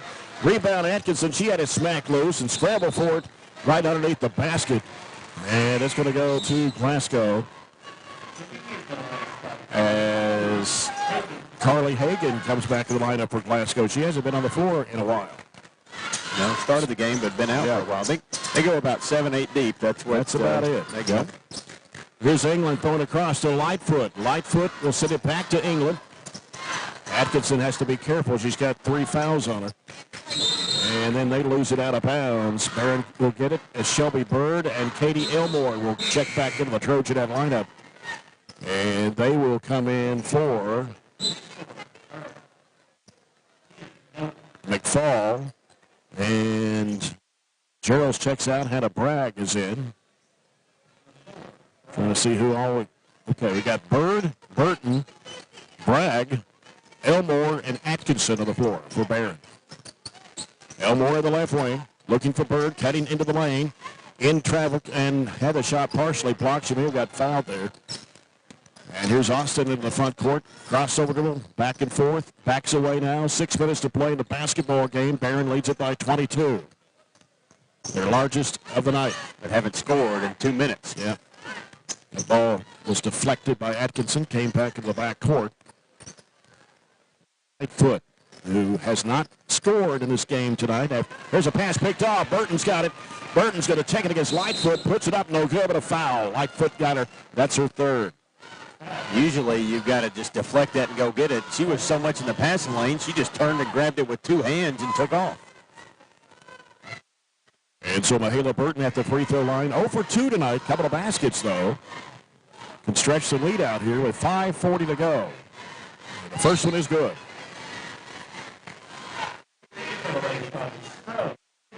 .623. The Trojanettes have doubled it up now on Glasgow. As they get Kirkpatrick back in, Goodman and Strode. They seem to sub 2 or 3 kids at every break. It's almost like they can't get a rhythm. Yeah, right.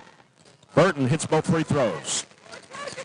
And it's 47-23. Pressure in the backcourt. Applied by Barren County. Pass knocked down. Gerald's grabs it. There's that Elmore. I can't see her over there. And a shot goes up, no good. And the ball is loose. Underneath. Scramble for, and what do we got? Somebody laying on the baseline. Probably out of bounds to them. I couldn't see, but Hannah was on the end line, it looked like. That shot really didn't get deflected up top. They were setting up for a charge, and we had to go around that. Pass picked off. Atkinson, bounce pass underneath the Bird. She puts it up in the air. Still paying dividends. That press is still turning them over. 49-23, 5:10 to play in the basketball game. Here's Kirkpatrick. She walked. Yep. Here's the signal. Shuffle her feet. Goodman. Austin checking back in for Glasgow as England checks out. For all intents and purposes, at 26, this is probably over, but we need a couple more buckets just to seal it away. Yeah. Just 5 minutes left in the game. And bounce pass comes out to Burton. I said we were a 20-point favorite tonight, but we've exceeded those expectations on the scoreboard. Elmore, top of the key. Right side it goes to Berg. Got Kirkpatrick smothering her over there. Trying to work it inside the paint. Gives it to Bragg. 15-footer rimmed out. And battle for the rebound as Burton went to the deck along with Austin. And the jump ball possession arrow goes to the Lady-Scotties. The crazy thing is we're approaching the halfway point of this quarter, and we haven't really scored a ton and haven't played great offensively. But as always, our defense is solid. Yeah. So it has a basketball for the Lady-Scotties. And a 4:33 to play in the basketball game. Barren County 49, Glasgow 23. And a bad pass. It's loose, but picked back up and stolen away again. And then down to the floor, they scramble for it again. Wow. Scrum everywhere. Stayed with it. Glasgow had picked it up a couple of times, but we just kind of slung our body on the floor and wailed our arms and deflected the basketball to end up with the jump ball arrow. Shelby Bird pushes into the front court. Spin move in the lane. Goes up the shot. No good, but she got fouled. Really good about adjusting her body in midair to kind of square her shoulders to the rim. Foul is on Kirkpatrick. That's her first, team's third. Bird has not been to the foul line tonight. The first one is good. Puts her in double figures with 10. And it's 50-23. Second shot of the air. Good again for Shelby Bird. And it's 4 for 4. How about 8 for 8 in the second half? That's pretty good. That's much, much better than we started in. 2 for 6 in the first half. 8 for 8 here in the second. 51-23, Trojanettes. Kirkpatrick right side over to Goodman. Goodman fakes. Poked away by Atkinson. She's got it in the corner, covered up. Needs some help. Comes back out to Austin. Austin trying to penetrate. Throws up the shot. We got a foul. Foul will be on Elmore. Second foul on Katie Elmore. Second team foul on the Trojanettes. Put Austin at the line. Only a bucket tonight. That one comes off. 29 of 47 from the foul line of the season. Austin for the second toss. It's up and it's good. The points coming from the free throw line here in the fourth quarter. 2 out of 4. They only have 2 baskets. One a 3 and another one a 2. Elmore in the left wing with it. 51-24. Trojanettes. 3:45 to play. And here's Atkinson with a 3. It won't go. And the rebound in there by Austin. Austin with it for the Lady-Scotties. Crossover to the left. Now backs away the dribble. 3.5 minutes to play. Comes out to Kirkpatrick. Defended out front by Bird. Right side it goes to Austin. Now Austin. Being defended there by Atkinson. Now needs some help. And comes back to Kirkpatrick. Couldn't shoot the 3. Can't get open for the 3. Now Austin has it. Steps back, shoots a 3-point shot. It's no good. And the ball is going to go off of Strode and out of bounds. So it will be Barren County's basketball with 3:01 left to play. Some changes here in the lineup. Addison McFall has returned along with Addie Slagle. We've got Hannah Bragg, Katie Geralds, and Mahala Burton. And got some new players in for Glasgow. Kenley Stevens, a 5'5" 8th grader, number 1. Is that the only change? I think they got another one in there. Kerrigan Hagan in the ball game, an 8th grader. Slagle, right side, into the corner, hooks it down in there to Bragg, trying to make a move against her defender. A foul going to be called against Jayla Crane, who checked in, a 5'5" 7th grader. Those are the 3 new ones that have not been in the game. So Hannah Bragg, 6-foot junior at the line. She's made about 74% of her free throw tosses. First one on the way, good. Riley Wilson for Mahala Burton. Just make sure I got everybody listed here. Kenley Stevens is an 8th grader. Kerrigan Hagan's an 8th grader. Jayla Crane's a 7th grader. Reese England's a 7th grader. Second shot's good for Bragg. Did I miss anybody? The other one out there is Lightfoot. Lightfoot, she's an 8th grader. So we got 7th and 8th graders out there right now for Glasgow. 53-24, down to 2.5 minutes to play. Comes out to Stevens. They work it down in there as England just threw it up there, and it goes in on the right baseline. She's actually the leading scorer for Glasgow in this ball game with 10. And it's 53-26. Geralds trying to penetrate. Goes left side with it to Slagle. Now Slagle on the dribble. Gives it to Bragg out top. Bragg now back over to Wilson. Wilson. And the ball gets knocked away, but chased down with McFall. 2 minutes to play. Back to Wilson, back out to Slagle. 53-26, Trojanettes. They go down to Bragg, and they whip it down in there to Wilson, trying to post up in there. Puts it up, it is no good. Got her on rebound, no good. Goes back up again, it rolls in. Third time's the charm. Her second basket of the second half. She has 5, and it's 55-26. Minute and a half to go in this one. Kerrigan Hagan with the basketball. Gets a screen from Lightfoot. Bounces it off there to Stevens. Stevens goes back to Lightfoot. Back to Stevens. Stevens out top with it. Down a minute 23 to play. England with the basketball now. England wants to work on the right side. And pass thrown away. Nobody there. So we're going to get in the ball game. Reagan Wilson, 5'10 freshman. Alexis Cannon, 5'6 freshman. Reagan Griffiths, a 5'9 sophomore. Who else am I missing here? I got Cannon. Hannah Wilson, 5'4 sophomore. We're down to 1:07 to play in a basketball game. They go down to Reagan Wilson in the left corner. And the pass gets knocked down, stolen. Reese has it for Reese England with it for Glasgow. In the corner, Lightfoot a 3, rims off. Offensive rebound, put back at a foul, and that will be charged to Ava Mullins. Actually, I think they gave it to 22. Oh, 22? So Wilson. It's on Hannah Wilson. Free throw is up, and it drops in for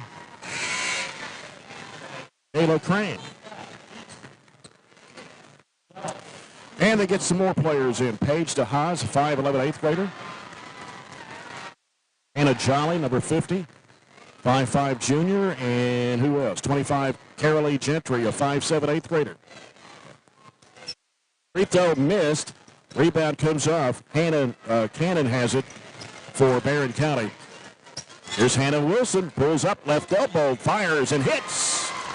Dribble in 15-footer. And it's 57-27. 38 seconds to play. 30-point game. Kinley Stevens with it for the Lady-Scotties. Down to 30 seconds to play. Angles off to the left side. She wants to drive with it. And flipped it up in the air. Was deflected out of bounds. So it will stay with Glasgow underneath to the right of their basket with 24.2 seconds to play. The Haas, ball's knocked down. It's coming into the backcourt and saved there. Pass was deflected but caught by Stevens. 15 seconds to play. Working with it in the lane, right of the lane, trying to go for the shot. It goes over the rim. And we'll have a jump ball with possession arrow going to Glasgow with 7.9 remaining. Ball comes down the corner to Haas with it. 6 seconds to play. Comes out now to Gentry. They go inside. Pass or shot was blocked, and that's the ball game. Trojanettes win it by 30, 57-27 over the Glasgow Lady-Scotties as Barren County goes to 12-2 on the year, 4-0 in district play.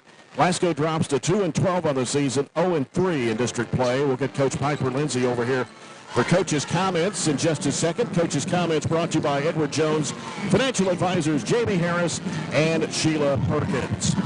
Again, 57-27 is the final score as Barren County outscored Glasgow 12-5 in that final quarter. Held them to only 3 single-digit quarters, 7 in the first, 5 in the third, and 5 in the fourth. Coach Piper Lindsay joins me now for Coach's comments. Coach got off to a little bit of a rough start. But, I think you left him in the locker room the whole time, so I think maybe you lit a fire under him or something. They played a lot better in the second half. Hey, yeah, we were just really disappointed in our first half, and we just need to relax. Golly, we were throwing the ball all over the place. We had 10 turnovers. I mean, we weren't really matching their physicality or even their energy for that matter. And obviously you see a difference in the first half and the second half and the way we play.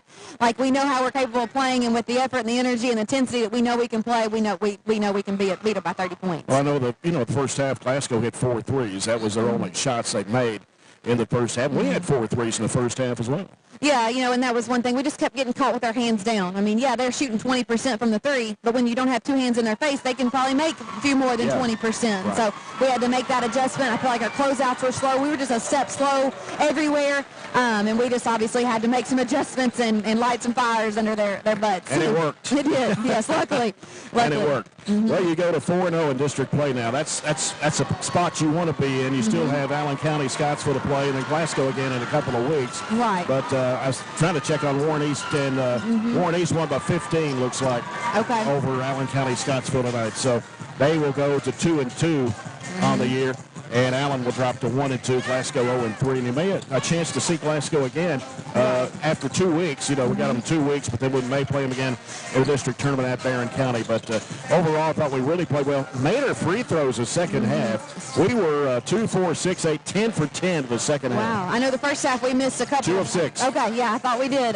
But, yeah, much better down the stretch. Again, I feel like our defense, we really picked it up and turned them over and got easy baskets and, like you said, some and ones and finished some free throws. Right. So now I guess the Davies County game will probably be called off as of right now. I've heard that we may not be able to travel tomorrow. Again, I guess it's still up in the air. Yeah. And we were trying to work on a make-up date, but it's just so hard trying to compare schedules, and it's just up in there right now. We'll see. Well, and you've got 3 games next week and maybe the week after. Right. So, it's hard to play 4 in 1 week and get a date together. But anyway, if you don't play Saturday, you got Monroe County on Monday night, Bowling Green on Tuesday, Allen next Friday. Right. All at home. Oh, yeah. 1 game at a time, that's for sure. And hopefully we'll get a few of those games. I know the weather is kind of unpredictable, but regardless, Friday is going to be the most important one. We've got to make sure we seal the deal there. That's absolutely right.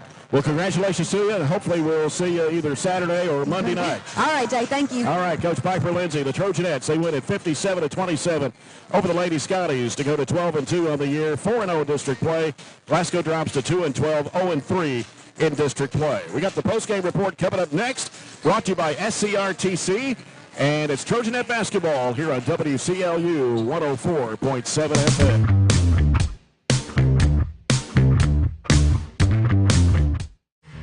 Man, we're making country great again. Come on! Whiskey River, take my mind. Willie 94.1. You got to have an ace in the hole. Willie 94.1. I'm a hard working man. The Big Willie. It's great country. Willie 94.1. We're making country great again, and we've got the Real Trader for you every weekday morning starting at 8. Join me, Mac Daniels, for it right here on Willie 94.1. Hey, son, what you doing? Daddy, I'm going to own a dealership one day. All right, I'll dream with you. From one small dream to over 25 dealerships in the state of Kentucky, we have set out to provide Kentuckians with reliable vehicles and the best customer service for over 50 years. This may have started with a simple dream, but our dedication to our customers will go on for generations.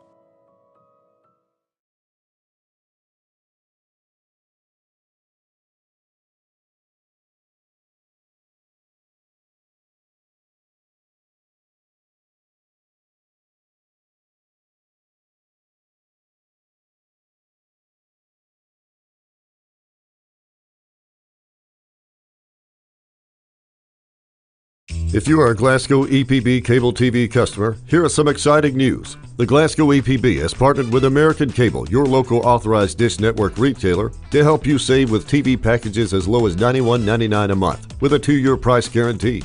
When you make the switch to American Cable, you can also enjoy 3 months of reliable Glasgow EPB internet for free. Hurry now, as this offer won't last long. Call 270-651-8341 or 270-847-4542 now.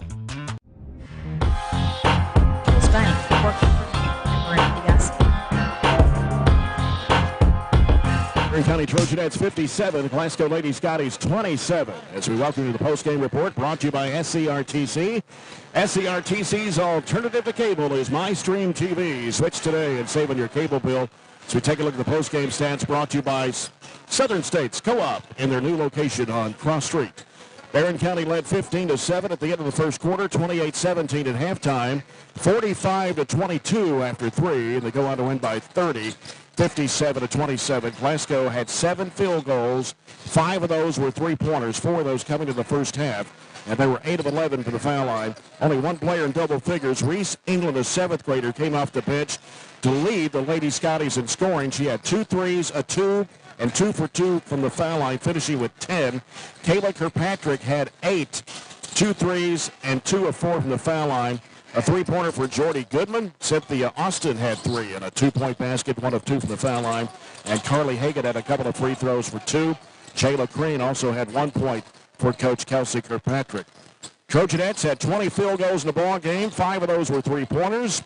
12 of 16 from the foul line, including 10 of 10 from the line in the second half. And a couple of players in double figures, almost 3. And Ashley Atkinson finishing the night with 12 points. For Coach Piper Lindsay, a couple of threes, couple of 2s, 2 for 2 from the foul line. Shelby Bird had 11, 4 baskets, 1 of those a 3. She was 2 for 2 from the foul line. Just under double figures was Katie Elmore. She had 9 points tonight on 3 baskets and 3 of 4 from the foul line. Mahala Burton had 6, a couple of field goals, 2 of 4 from the foul line. Katie Gerald scores 5 and a 3 and a 2. 2 points for Addie Slagle, 2 free throws for Hannah Bragg tonight, 5 for Riley Wilson. She had a couple of baskets in the second half and 1 of 2 from the foul line. A 3-pointer from Addison McFall and a 2-point basket from Hannah Wilson in the ball game. That was the scoring for Barren County tonight. 20 of 46 for 43% overall, 5 of 12 from 3. Happy with that any night. Efficient at 42%, so shoot the 3 as well as you shoot all field goals. You'll take that any night, especially when it's over 40%. Glasgow, just dismal shooting, great defense from us, 7 of 39 for the game. Over half of their field goals were 3-point attempts, 5 of 22 from 3. So 22 of their 39 attempts were 3s. And to be honest with you, I think they never really got in a good game flow. They took some questionable shots, if you will. But I credit a lot of that to our defense. Forced them into 23 turnovers. They almost had as many turnovers as they had points. So that you'll take that any day. We did turn it over, in my opinion, too many times, but a lot of that came in the first half. So 10 of our 14 turnovers were in the first half. So good job settling down. Out-rebounded by 9, 34-25, 14 offensive for us, 12 for them. Just a really good game. Really good game for us, and we put the pedal down in the second half and left no doubt doing just kind of what we said. You got to create a margin, and to do that, you got to put up some points. So put up a ton of points to separate them there in the second half, and you move to 4-0 in the district. And Allen County, Warren East game, how'd that? Warren East won 68-54. Okay, so that puts 2 losses for Allen then. Yes. And 2 losses for Warren East, I suppose, right? Because we beat them twice. And Warren East goes to 2-2. Allen County Scottsville 1-2. And now Glasgow's 0-3. Barron's 4-0. So still got Allen, still got Glasgow to play. And if they can seal the deal next week with Allen County Scottsville, that would automatically put them in the first spot. So you got a 2-game lead. You have Glasgow the 4. You got to lose 2 games and lose the coin flip not to be the 1. So pretty good spot to be in the driver's seat there, going off of your first time through everybody. Right. When we come back, we'll get ready for the Trojans and the Scotties. It's the second game of our District 15 doubleheader tonight from Glasgow High Scottie Gym. And we'll return with the Don Franklin Glasgow countdown to tip-off after this break. This is Barren County Basketball on WCLU 104.7.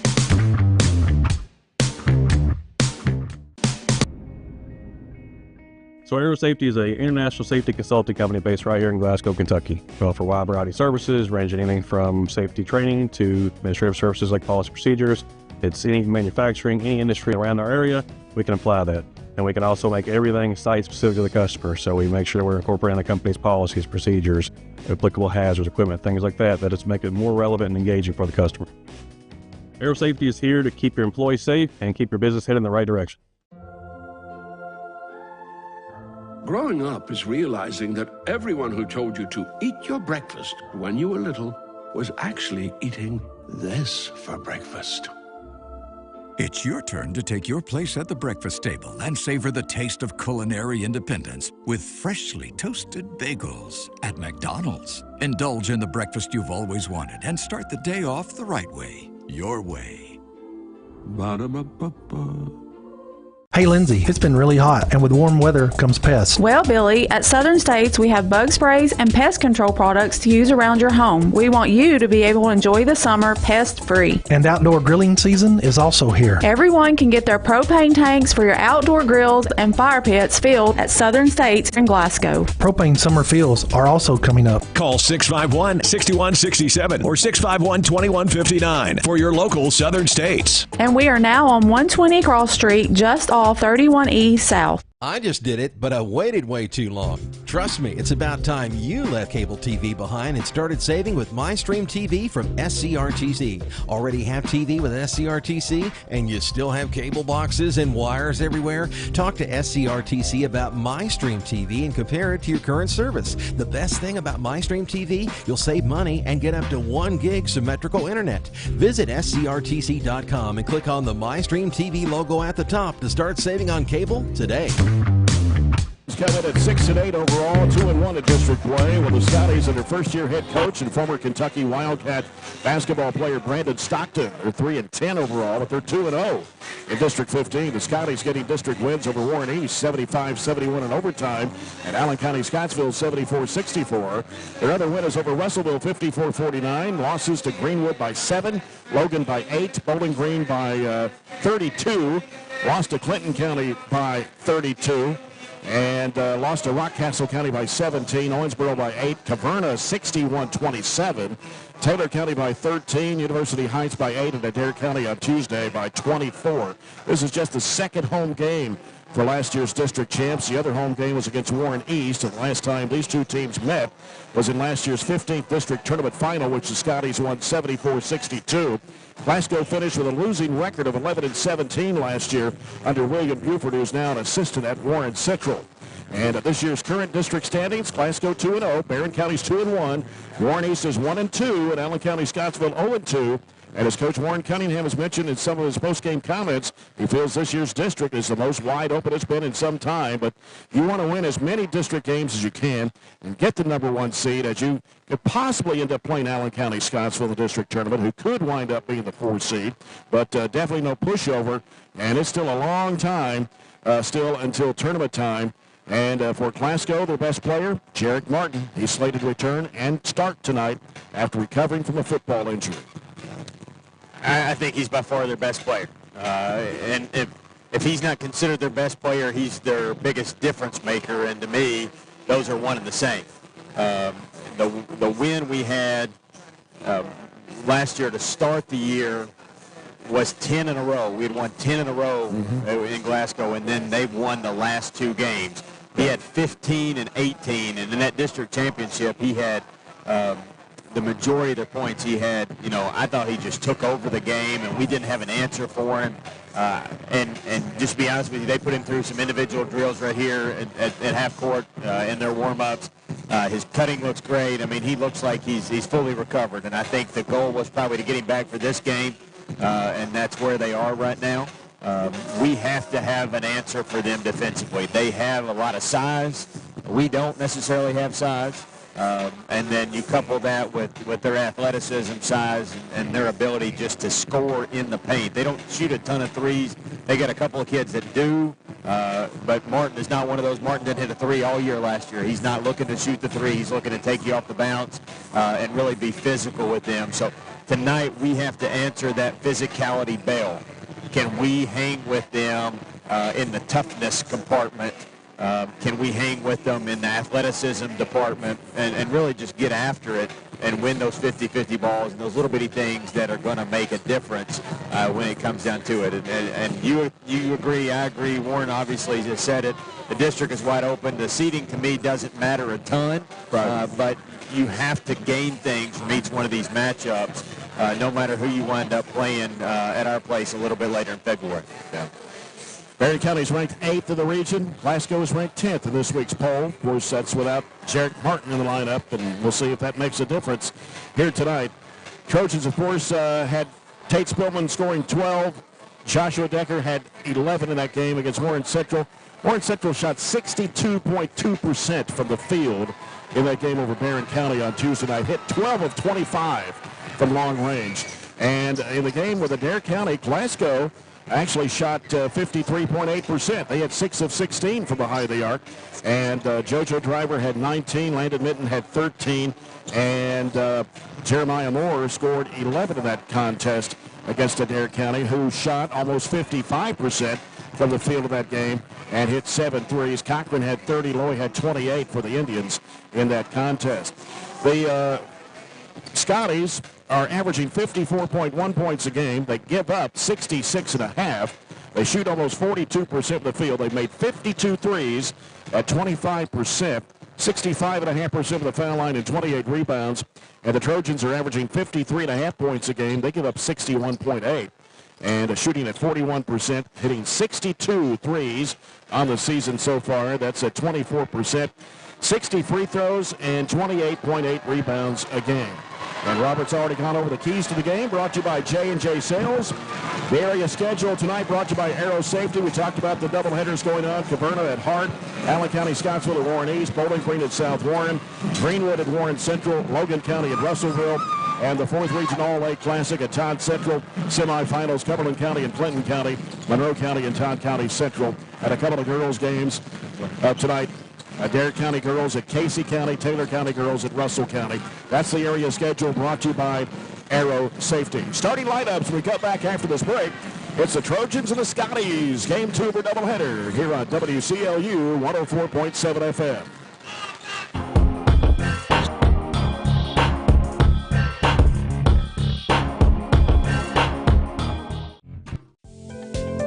At Kuzma Family Dentistry, we specialize in changing smiles and changing lives.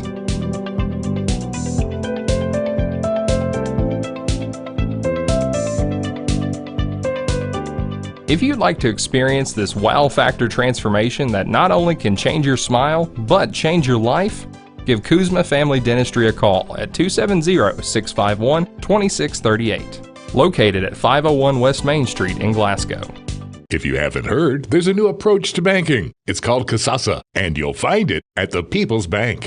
Your free Kasasa checking account offers you monthly cashback rewards. The Kasasa cash checking account can earn you a very high interest rate on your balance. Then link Kasasa Saver, and you'll also get a high rate on your deposits. Grow with Kasasa at the People's Bank in Glasgow, Cave City, and Barren. The People's Bank, working for you. Restrictions and qualifications apply. Restrictions may vary. Contact the People's Bank for details and to learn more. Get a great deal on select Kubota equipment. The BX Series is the #1 selling subcompact tractor in the U.S. The versatile lineup is built to help you make the most of your land. Right now, bring home select Kubota equipment for 0 down, 0% APR for up to 72 months on select BX models. Now through September 30th. See us or go to KubotaUSA.com for full disclaimer. Your local Kubota dealer is J&J Sales, 1311 West Main Street in Glasgow. We've got you. It's a pledge to make sure you're always taken care of. A pledge that your Touchstone Energy Cooperative honors each and every day. When it comes to keeping things running smoothly or getting them back on track when they're not, we've got you. Always.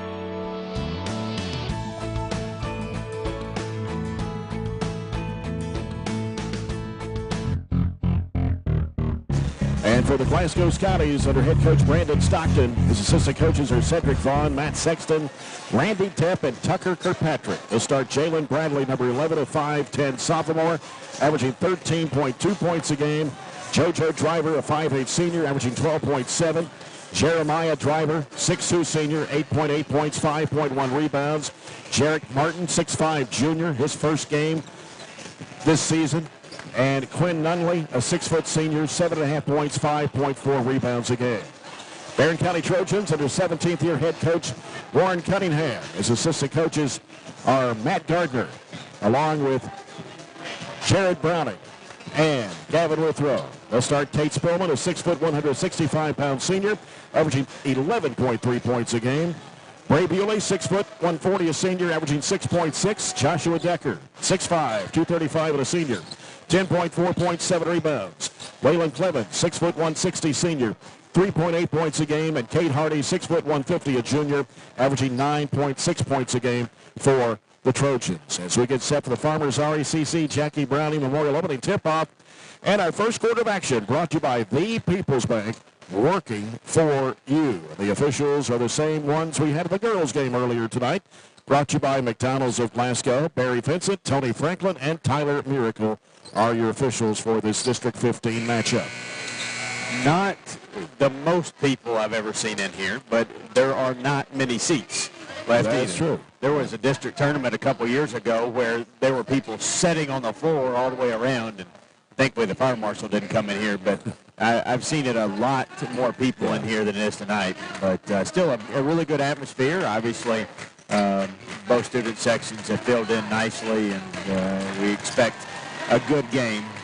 They are coming off not a bad loss, because Adair County's really good, just like Warren Central. We're coming off kind of a tough game, if you will. It's probably a better way to say that. So both teams off one-day break, playing a really good team. Look at our schedule. Our schedule's been really good, up and down, and so is Glasgow's, and you can't really put a measuring stick to them without their best player. So he'll change things, and interested to see. I'd say they will try to get him involved very, very quickly. So interested to see how we defend them tonight. I know we'll have a game plan and have some answers, and we'll see how that plays out. Yep. Barren County in the black uniforms tonight with burgundy numbers and letters outlined in gold, and the Glasgow Scotties in their home white with blue numbers and letters and blue trim. They're down to our right. Barren County's bench just to our left here. Barren County Trojan fans across the way. Scotty fans are right behind us here. We're on live stream tonight, BCHS Live, here on WCLU 104.7 FM at WCLUradio.com/Trojans-Sports. Online tonight.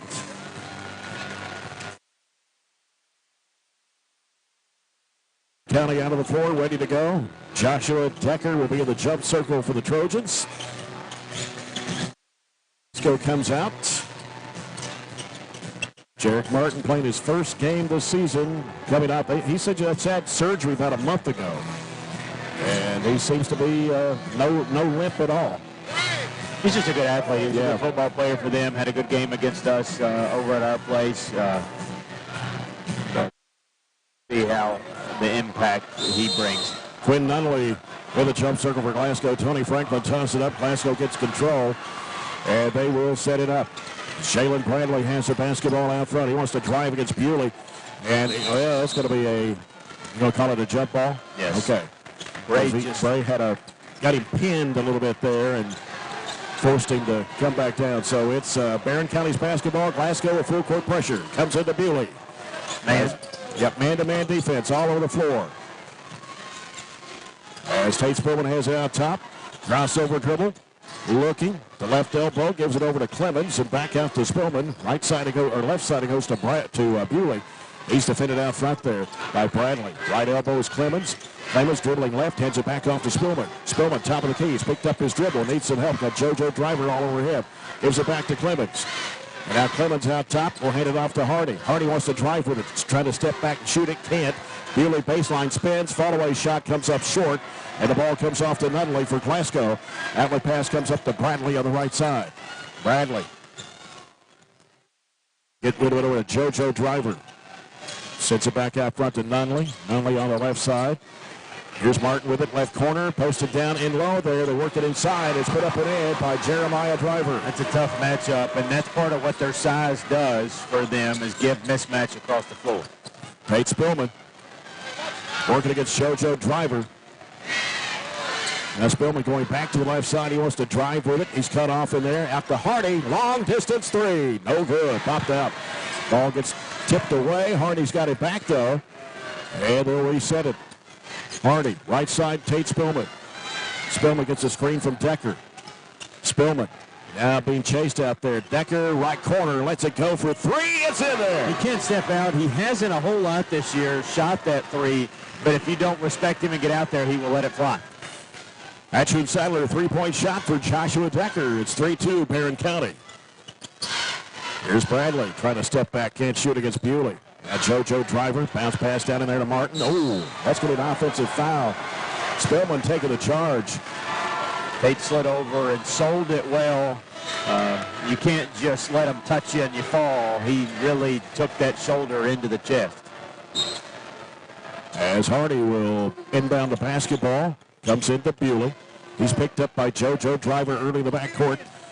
Races across the timeline, bounces it off there to Decker with a spin move, puts it up too strong, got his own rebound. Back out to Spillman for a three. It comes off the rim, and Martin has it for Glasgow. Off to JoJo Driver. Driver out behind the arc against Hardy. Gives to Nunley on the left side. He's defended by Clemens. 3-2, Trojans leading here. The three-point shot from Decker. Here's Martin, sends it back out now to Bradley. Bradley wants to drive against Bewley, throws it up, no good. Rebounded there by Decker. Hands it off to Bewley. Bewley pushes it down to the right side of the floor, cuts back left. Now angles off left, got bumped there, no call, gives it out to Hardy. Now Hardy will send it to Decker. He'll bounce it back off to Hardy to set it up. What a pace early. Yep. Hardy making a move on the left side against Nunley. Gives it over to Bewley on the left wing. Bewley gets a screen from Clemens. Now goes back to Hardy. Left corner, lets it go. It hit the top of the backboard. Martin's got it. He's on the run. 2-on-2. Martin, that'll be a foul. Worse than it was. Bray was coming across to try. Wiped away, and Bewley's got it for the Trojans. Bewley wants to drive. He had it swiped away, but caught right in the hands, and somebody got tripped up as Clemens went to the deck. I think Jeremiah Driver was the one that gets called with the foul. And that'll be his first. Glasgow's second team foul of the game of the first quarter. Barren County's basketball underneath. Bewley will toss it in. Comes into Spillman. Left of the lane. Works inside. A little pump fake up with the left hand. Can't finish it. Ball is knocked down in the corner and is saved by Jeremiah Driver. Bradley with it in front court. Bradley works to the right side. Sends it down to the corner there to Nunley. Nunley dribbles it halfway out. Jeremiah Driver, right elbow shot, got it. He has both baskets for Glasgow. It's 4-3, Scotties. 4:17 to play in the opening quarter. Bewley with the basketball for the Trojans. Drives to the right side. Goes to the basket. Puts it up and in. They kind of froze there. Didn't switch off. Didn't communicate. And he just kept going for our first 2 of the night. And it's 5-4, Barren County. Bradley with it out front near the timeline. Bradley sends it off to JoJo Driver. Right wing lets it go for 3. It's off the mark. Decker with a rebound. Gives it off to Bewley. Sends it right side over to Spillman. Fakes, drives, and a whistle. A foul on JoJo Driver. That'll be his first, team's 3rd in the quarter. And we're going to get Gavin Nunn to the ball game. Jackson Reese also checking into the Trojan lineup. Reese, 5'11 senior. Nunn, a 6'6 junior. And Bewley will toss it in the right baseline. Gets it into Nunn. Back to Bewley. Fires it out to Reese. Out front now to Spillman. And now Spillman goes right side with it over to Reese. Reese trying to make a move. Shovels it back off to Spillman in the right corner. Spillman picks up his dribble. Needs some help. And they're going to call a foul. Yeah, that was pretty blatant. That Tate was trying to create space. He just took one hand off the ball and dipped his shoulder right into their chest. And Ben Blackburn will check in the ball game, a 6'2 junior, averaging 3.4 points a game. So now we got Hardy, Blackburn, Nunn, Reese, and Bewley on the court right now. So only 2 starters on the court for Coach Warren Cunningham. Here's JoJo Driver. He's going to pull up with a 15-foot jumper, and he hits it. Miscommunication on our part. We both went under the screen, and he went right to the 15-foot mark and knocked it down. 6-5, Scotties lead it. Here's Bewley. Works in the front court against Nunley. Reese on the right wing. Reese sends it back out to Hardy, top of the key. Hardy fakes one way, goes the other. Jumper from 12. Rams, good. 15-footer for a 15-footer. 7-6. Trojans back on top. 2:43 to play, opening quarter. JoJo Driver with it for Glasgow. Sends it off now to new player in the ball game. That's Jeremiah Moore, number 3, the 5'7 junior. And now JoJo Driver, top of the key. Can't shoot. They go inside there to Jeremiah Driver. He tried to goes up against Nunn. A foul on Gavin Nunn. That'll be his first and the 3rd team foul of the quarter against the Trojans. And that sends to the free throw line Jeremiah Driver. They got him listed at 6'2". He looks a little taller than that. Yeah, he's got some good wide shoulders there. That helps as well. He's been the main source of their offense early. Average is 9 a game, but he's kind of got almost half of that already. And he makes 84.5% of his free throws, but he missed that one. And he'll have one more. Also in the ball game now, Grayson Bartley for Glasgow, a 6-foot junior. And this shot goes up, and this time it is good for Jeremiah Driver. Now 22 is checked in. Colby Brewster, a 5'9 senior for Coach Brandon Stockton. So they've only got, what, 1 starter in the ball game right now? I played 9. Barren only has 2. Comes into Bewley. He's picked up early to backcourt there by Moore. Kind of riding down the left side there. Reverses back right, then cuts back left. Bewley wants to drive, gets cut off. In the corner, Hardy, shot comes up short. They got partially blocked. And Glasgow with the basketball. JoJo Driver. So we're down to 2 minutes to play here in the first quarter. We're tied at 7. JoJo Driver. Drake had it smacked away. Gavin Nunn coming up with the basketball. Gives it off to Hardy. Hardy pulls up the free throw line, and what do we got? A foul. Be interested to see if he's going to call him shooting because he was going up. He was going up for the shot, so we'll see if they get it. Foul is on Landon Minton, who checked in a minute ago. That's his first, team's 4th. So Hardy and Bewley check out. Got Decker and Spillman back in. So now you've got Decker and Nunn both in there. Reese, Blackburn, and Spillman on the court for the Trojans. It's a little extra height playing both. Yeah. Decker and Nunn. Did that the other night against Warren Central. Comes out in the corner to Nunn. Nunn sends it out now to Reese. Reese directing traffic out there. Now looking for Spillman. Can't find him. Now he throws it back out front to Spillman. Spillman against JoJo Driver. Works it to the left side, gives it off to Blackburn. Blackburn bounces high off to Decker. Decker lobs it, intended for none. Out of bounds. He claimed he got pushed. Tried to go high-low there, but you can't be posted up underneath the rim to receive a high-low feed. Jarek Martin checks back into the lineup for Glasgow, replacing Bartley. And now coming back in is Bradley for the Scotties. He will replace Brewster. 1:30 left to go here in the first quarter. We're tied at 7. Glasgow's basketball.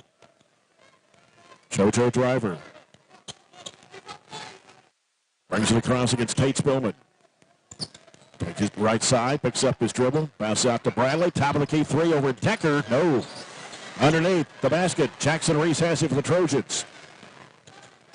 Reese driving to the right side. Throws up the shot, it rims off, and rebounded there by Jeremiah Driver. Working with it to the right side now is Bradley. Out to Jeremiah Driver. Hands it off to JoJo Driver. Now he walked, and there's the travel. 51.7 to go as Waylon Clemens returns to the Trojan lineup for Ben Blackburn. Tied at 7 here. Under a minute to play. Needless to say, low scoring, huh? Jackson Reese has it for the Trojans as he brings it into the front court.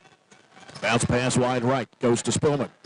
Nunn comes to set a screen. He needs help against double team. Down inside, here's Nunn up with a left-handed hook, and it bounces off the rim. Ball gets poked out, grabbed by Reese. Reese to the baseline, throws up the shot, rattles it in, and falls down. He is fouled. Nice. Just kind of chased down that loose ball and threw it up in the corner to absorb that body contact. Just our fourth field goal of the half, or really the quarter, and to finally get to double digits if we're able to knock down this free throw. That was a Jeremiah Driver. That's his second and the team's 5th. Jackson Reese at the line with a chance to make an old-fashioned three-point play. Nunn checks out. Bewley back in. 29.6 to play in the quarter. 9-7, Barren County. Reese for the free throw. Got it. 10-7, Trojans. 28 seconds to go in the quarter. Bradley with the basketball with the Scotties. Brings it in front court. Now Bradley still with the dribble. Down to 18 seconds to play. Looks like they're going to spread it out here, hold it for one. Down to 12.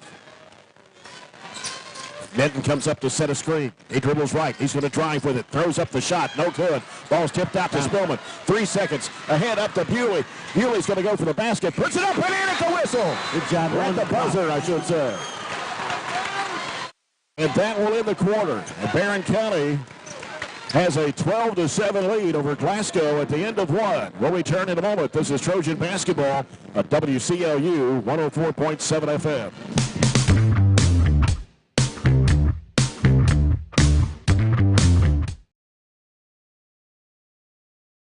Are you looking for high-quality, cost-effective, and highly visible advertising? At ATM Media Solutions, we offer large-scale marketing with ease. We have 4 LED billboard locations: Highland Pharmacy in Sonic, the intersection of 31E and Trojan Trail, Highway 90 East, Burkesville Road, and our newest location in front of Gondolier. Call 270-629-4542 to get a quote today. ATM Media Solutions. Advertise with ease. Get in. We're making country great again. Come on. Whiskey River, take my mind. Willie 94.1. You got to have an ace in the hole. Willie 94.1. I'm a hard working man. The Big Willie. Oh, little rock. It's great country. Willie 94.1. We're making country great again, and we've got the Real Trader for you every weekday morning starting at 8. Join me, Mac Daniels, for it right here on Willie 94.1. Robert Bauer here courtside at Scottie Gym. The second quarter brought to you by South Central Bank. Small enough to know you, big enough to help. As Jalen Bradley has a basketball for the Scotties. Got Martin back in the ball game now. They shovel it back off to Nunley. Dribbles across the key, gives to JoJo Driver. Setting a lot of screens out there. Forces up the shot. It rims no good. Ball's tapped out. Clemens grabs it out of the air. Gets rid of it off to Bray Bewley. And here come the Trojans on the attack, leading 12-7. Bewley, right side over to Spillman. Spillman thought about the three against Martin. And now wants to work with it. Goes left side, spins back right, spins back left, pivots around, floats it back out to Bewley near midcourt. Now Bewley, right side over to Spillman. Spillman looking down low. Posted in there as Bewley turns and fires. Too strong against the glass, and they got partially blocked, and Decker ties it up. It will go back to Barren on the alternating possession. 7:12 to go in the first half. Barren County leading by 5 as Cade Hardy will return to the Trojan lineup, and he will come in for Jackson Reese. Reese getting a three-point play in the first quarter. They feed it right underneath to Clemens. He got bumped from behind. That's why he lost the ball. Got to be strong with it tonight and don't get to expect the whistle. Bradley with it for the Scotties. 1 minute gone here the second quarter. So hand it up to Nunley. Nunley's going to fire up a long three that comes out, and the rebound to Cade Hardy. Hardy into the front court. Hardy out between the circles. Got him a JoJo driver this time. He needs some help. Bounces it down to the corner now to Bewley. Bewley fires it out to Spillman. Got Jarek Martin guarding him. Here's Clemens. He wants to drive against Nunley. Gets cut off. Coming out to get it is Decker. Decker left of the circle. Back in the corner to Clemens. Now Clemens throws it back out to Hardy. Hardy wants to make a move. He drives into the paint. Gives it over to Spillman on the right wing. Spillman now looking inside. Decker's posted up there. They didn't get it to him. And the pass gets knocked away that time from behind. Should have been a foul. Now the other end. Here's a, well, I don't know what that is. It's not going to count. Wow. Support on the behind the backboard actually is loose. They need to do something back there. They're going to have to fix that because the goal is actually further under the baseline, and the support's not fully locked out right there. They're going to have to. Yeah, because Martin tried to dunk the ball and push the backboard back.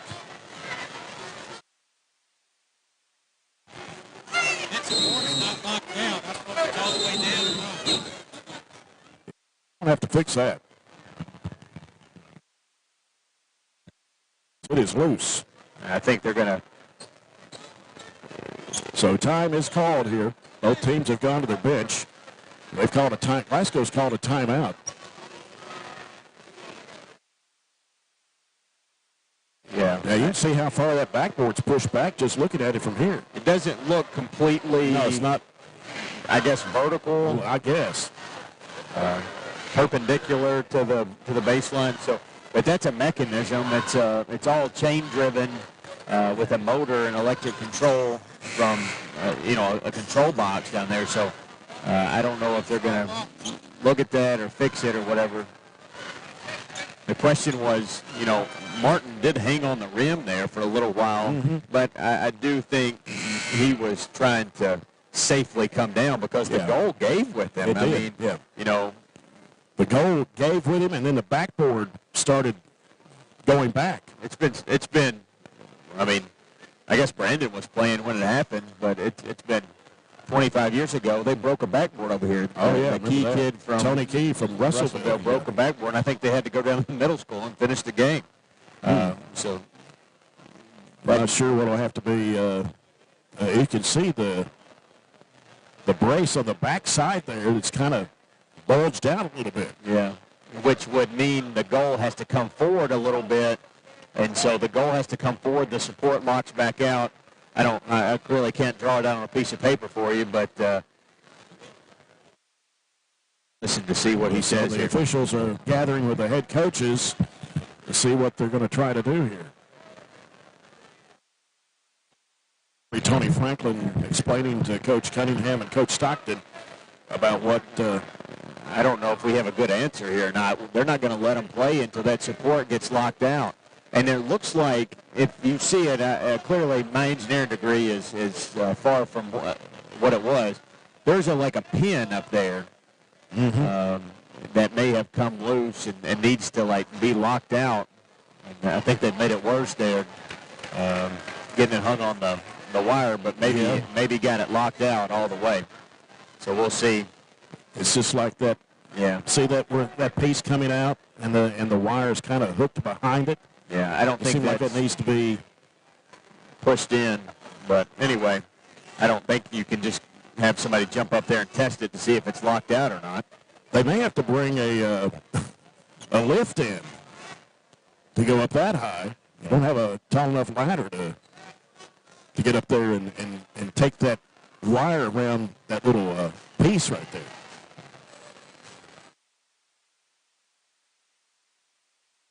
So now I think they're going to go with it. It is the support is locked out. Yeah, it's locked. But that wire is kind of hooked in behind that one piece. But I don't know how stable it is. It's locked out, but the question is how stable it is. We don't have a lot of guys climbing and hanging on rims, though. No, that's true.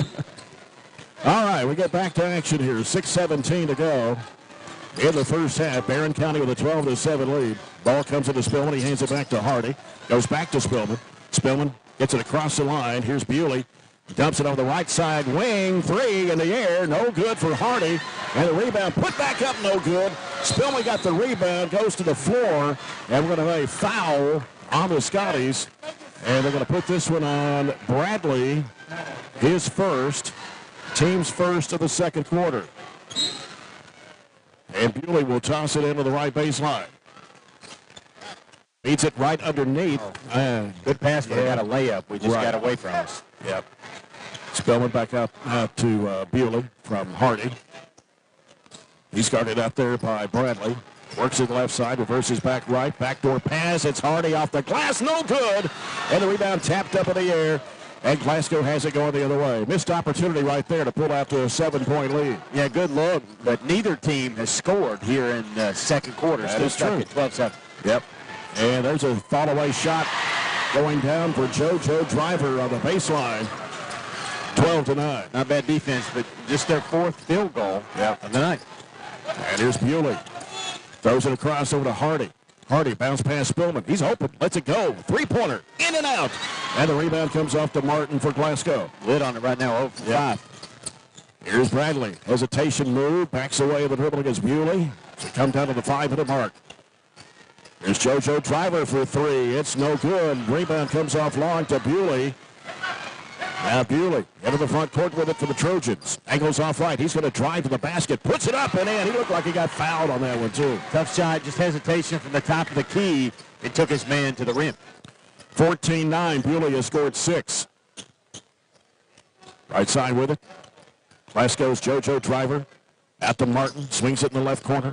Working inside, there's Nunley, and a whistle and a traveling violation on Nunley. Picked it up, hesitated, took an extra step. So Decker comes out. Jackson Reese is back in for Barren. Gavin Nunn also has returned to the Trojan lineup. So now you've got Nunn, Bewley, Clemens, Reese, and Spillman on the court against Glasgow's full court pressure. So it comes into Spillman. He'll lob it back over to Reese. Reese sends it back over to Spillman. Spillman going to have to get it across the line. Reese now will jump it into the middle there to Nunn. Here's Bewley. He's open. 3. It's no good. And the rebound gets knocked around, but taken there by Landon Minton. JoJo Driver with it for Glasgow. Down to 4:12 to go in the first half. Minton fires up a 3. It's short off the front of the rim. And the rebound of Bray Bewley. Bewley into the front court. Left side, it goes to Spillman. Spillman goes down low. And Nunn tried to go up with a hook and got it blocked on him. And Clemens with a 3. It's in and out. And the rebound comes off to Bradley. Bradley pushing it down the floor. Bradley driving. Oh, a collision with Reese. That's going to be an offensive foul. When the lid is on the bucket, you can still, as the girls, rely on the defense to make some plays. And Glasgow wants a timeout here, their second timeout of the quarter, as they are continuing to struggle offensively, yet to make it out of single digits, and we're over halfway through this second quarter. Yeah, and each team only with 1 2-point basket here in the second quarter with 3:50 to play. And it's 12-9, Barren County. This is WCDS 1230 AM, Glasgow, WCLU 104.7 FM, Glasgow. Online at WCLUradio.com/Trojans-Sports. Trojanettes winning earlier tonight by 30 For Glasgow Lady-Scotties, 57-27. Neither team putting on an offensive clinic, needless to say, as you mentioned, just one field goal each way. Here's the thing, just to be honest with you, we're not getting terrible shots. No. But both sides are playing pretty decent defense to keep us from having wide open looks. And like that little play we ran, inbounds play, we had an open look, just fumbled the ball, so we couldn't get it up and in. So just little bitty differences right there, but we still have a 5-point lead, but can go away very quickly since it's just nobody scoring a ton. That is true. 14-9, Barren County with the lead. Bewley with the basketball. Off to Clemens. He dribbles it out, hands it off to Reese. Reese fires it down there to Nunn. Turns and fires, misses the shot with a little right-handed baby hook. And here come the Scotties on the attack. Here's JoJo Driver going underneath, and a ball knocked out of bounds by the Trojans. So Glasgow will keep it. Joshua Decker will come back in the Trojan lineup, this time for Waylon Clemens. And now you've got Decker and Nunn both in the ballgame right now. Here's Benton, gives it off to Nunley, left of the circle. He wants to work it inside, throws up the shot. It is no good. And rebounded there by the Trojans. Here comes Jackson Reese. Reese cutting into the lane. Underneath to Nunn, and he puts it in. Empty no-look bounce pass between two defenders for an easy bucket. 16-9, Trojans lead it. JoJo Driver down to 3 minutes to play in the first half. As he angles off to the right side, cuts back left, gets a screen from Minton, trying to penetrate across the key. Gives to Nunley for a three-point attempt, and he hits it. It's his 16th three-point shot. He's made more than anybody on the Glasgow team. Driver has 14, and Bradley has 14 for the Scotties. It's 16-12. He fires at the middle there to Nunn. Down low, Decker. Decker inside, up with a shot, put it up. Oh, an offensive foul. I don't know about that one. Don't necessarily agree with it. It's not like he hit him square in the shoulder. He was turning and spinning away from it. But we got a call earlier. They get a call there. Not a good call on the replay there. You got to hit you square in the shoulder. He barely even touched him. And JoJo Driver with it for the Scotties. Gets it across the midcourt stripe. Goes right side with it over to Nunley, and he drives. He goes to the basket, puts it up, no good. And it partially blocked. Spillman has it for the Trojans. One-hand pass off to Reese. He goes baseline, trying to shovel it back out. Ball gets knocked loose, so we got a whistle, and what do we have? A foul. Foul there on, I think they'll call it on Nunley. Or I'm sorry, Norris. Jackson Norris, who just checked in, a 5'11 sophomore. Cade Hardy checking back in for Kevin Nunn. With 2:06 to play in the first half in a low-scoring ball game, it is 16-12 Trojans. Hardy, left side, Spillman works it into the paint, trying to dish it off. It's knocked away by Jarek Martin. And Martin will throw it over to JoJo Driver. Down a minute 50 to play in the half. Now Driver looking, goes over to Nunley on the right side. Nunley wants to make a move on Bewley, drives, throws up a wild shot. It goes in somehow. And a foul on Barren County. So the basket will count. The foul is on Bewley, his second.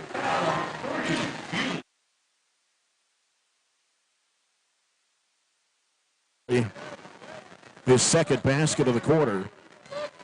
Cuts the lead to 16-14. Free throw is up, and it is bouncing in. Bounced up high and fell through. Nunley has 6 of Glasgow's 8 points here in the second quarter. And the lead is down to 1 for the Trojans at 16-15. Led 16-9 at one time. A 6-0 run by the Scotties. This Jackson Reese fakes, trying to drive against Norris, spins back left, goes up with a shot off the left hand, good. Jackson Reese with his second field goal, 18-15. JoJo Driver going left side, out to Nunley. Pulls up with a 15-foot jumper, no good from the free throw line. Spillman with the rebound, a minute 10 to go and a half. Spillman into the front court. Spillman trying to make a move on Martin. Gets cut off, throws it back out to Hardy. Hardy over now to Jackson Reese. Down low, work it inside, put up and in. It's going to count and a foul. That's Joshua Decker. Finally got it into the post in a position to score it and absorb the body contact there from Minton. So that's 2 on Landon Minton, and the third foul of the second quarter against the Scotties. Actually, that's 4.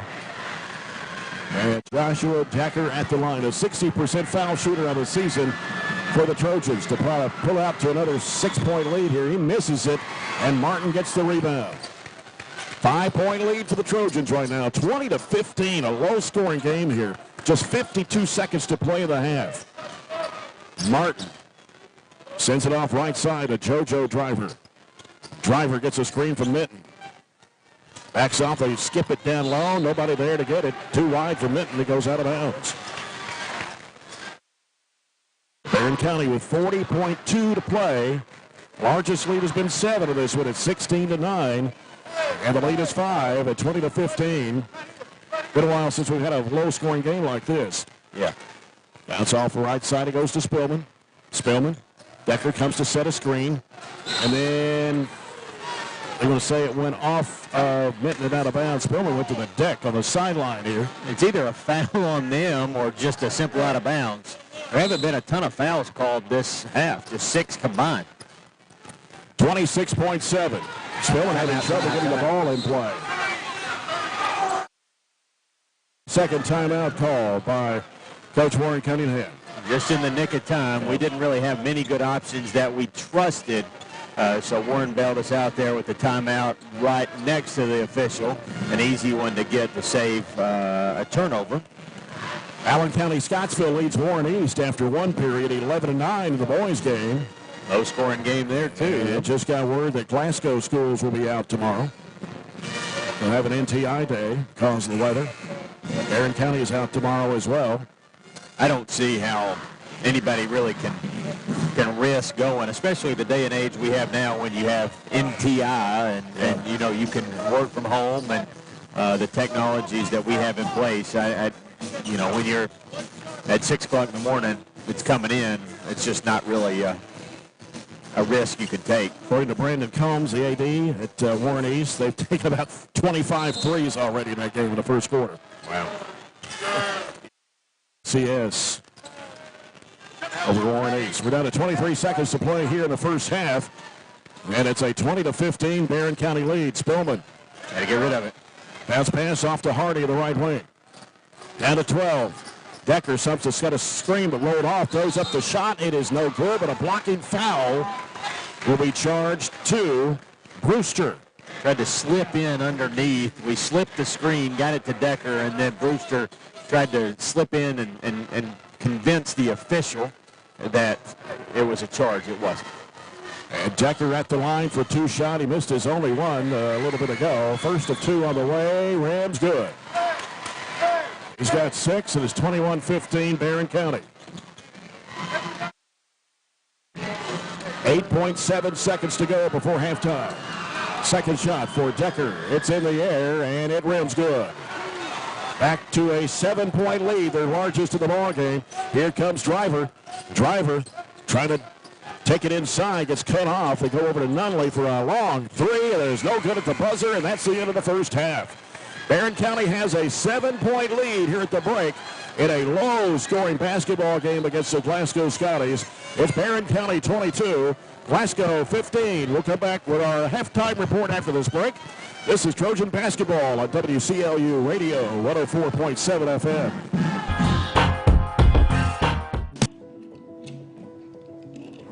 Hey, son, what you doing? Daddy, I'm going to own a dealership one day. All right, I'll dream with you. From one small dream to over 25 dealerships in the state of Kentucky, we have set out to provide Kentuckians with reliable vehicles and the best customer service for over 50 years. This may have started with a simple dream, but our dedication to our customers will go on for generations.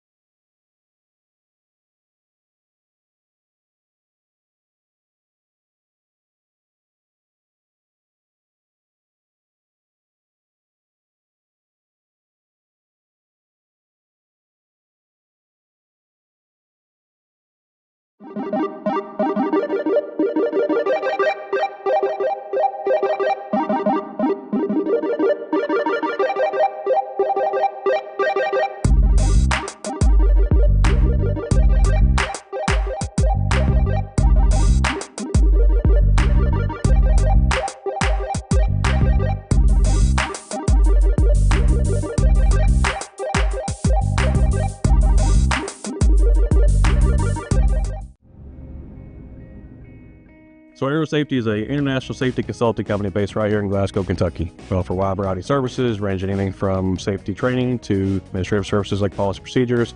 It's any manufacturing, any industry around our area, we can apply that. And we can also make everything site-specific to the customer. So we make sure we're incorporating the company's policies, procedures, applicable hazards, equipment, things like that, that it's making it more relevant and engaging for the customer. Aero Safety is here to keep your employees safe and keep your business headed in the right direction. We understand the responsibility we have, which is to empower our community by powering your life. Welcome back to Glasgow High School. Scotty Jim, Jay Turner along with Robert Bauer. Trojans 22, the Scotties 15 here at the break in a very low-scoring basketball game. This halftime report is brought to you by SCRTC. SCRTC's alternative to cable is MyStream TV. Switch today and save on your cable bill as the halftime stats are presented by Riley Dental Group. Barren County led 12-7 at the end of the first quarter. Outscored the Scotties 10-8 in the second period. And this is their largest lead of the ballgame right now at 7 at 22-15. Glasgow had 6 field goals the first half, 3 in each quarter. One of those a three-point shot, and that was made in the second quarter. They were 2 for 3 from the foul line. They've only had 3 players to score. Quinn Nunley has 6 of Glasgow's 15. He scored all 6 of those in the second quarter, a 3, a 2, and a free throw. Jeremiah Driver, who went out with 2 fouls, picked up 5 points, a couple of baskets, and 1 of 2 from the foul line, all in the first period. A couple of field goals for JoJo Driver. And that's all the scoring. Jalen Bradley started the ball game. Jarek Martin started the ball game, failed to score. Landon Minton, Grayson Bartley, Colby Brewster, Jeremiah Moore, and Jackson Norris saw action but did not score in the first half. For the Barren County Trojans, total of 9 field goals in the first half. One of those a three-point shot. 3 of 4 from the foul line. And the Trojans are led in scoring by Joshua Decker. He has 7 points, a 3, a 2, and 2 for 3 from the foul line. Gray Bewley scored 3 baskets for 6. Jackson Reese came off the bench, had a couple of field goals and a free throw for 5. 2-point basket each from Gavin Nunn and Cade Hardy.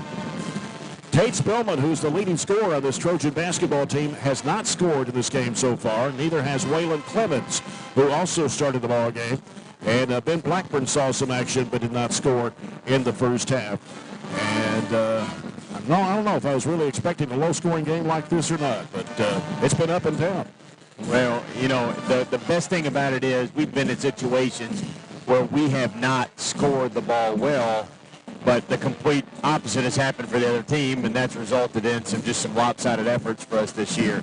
The fortunate thing for us is Glasgow is struggling from offense, and we're struggling from the offensive end too.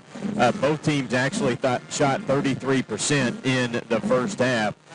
We got up 9 more shots than they did, though. We were 9 of 27. They were 6 of 18 from the field. We just hit 1 of our 9 three-point attempts, and they hit 1 of 7. So nobody really setting the world on fire. This is not going to be filmed and shown in any offensive clinics, but what it has been good for us is our defense and our rebounding, to be honest with you. We have out-rebounded them 16-11. We have 6 offensive boards, and we have not given up 1 offensive board to them. So they have it's easy to say they have no second chance opportunities if that's the case. So that's a win. We've turned it over 1 less time, and they have 7-6. So all in all, you know, Martin is not playing his normal minutes, and you would expect that to be the case with his first game back. But holding him scoreless in the minutes that he is playing is a win. JoJo Driver has always seemed to me like he's had really good games against us too. He just has a couple of buckets, but, you know, when you have 15, nobody's got a ton. The kid that started the game off really well was Jeremiah Driver, and we held him scoreless there in the second half after he started with, I think he had 5 of their 7 in the first quarter. He did. So we have to find something that works, and we tried to go inside to Joshua a little bit. We tried to really, even though they have a size advantage, we tried to pull them out and then space the floor and get the ball in the paint. We did that successfully several times, and you know, maybe one of the better plays of the game so far on the offensive end was an assist that Jackson got down to Gavin Nunn. So you spread them out a little bit more, create those passing lanes, and really move the basketball to try to make them work defensively. We just have done a good job not turning it over a ton, but unfortunately we've got some looks that haven't gone down. We'll see how the second half goes. Second half is coming up in our third quarter of action, sponsored by Extreme Health Club and ATM Media Solutions. Again, here at the break, it's the Barren County Trojans 22, the Glasgow Scotties 15. We'll return with second half action in a moment. This is Trojan basketball on WCLU Radio 104.7 FM.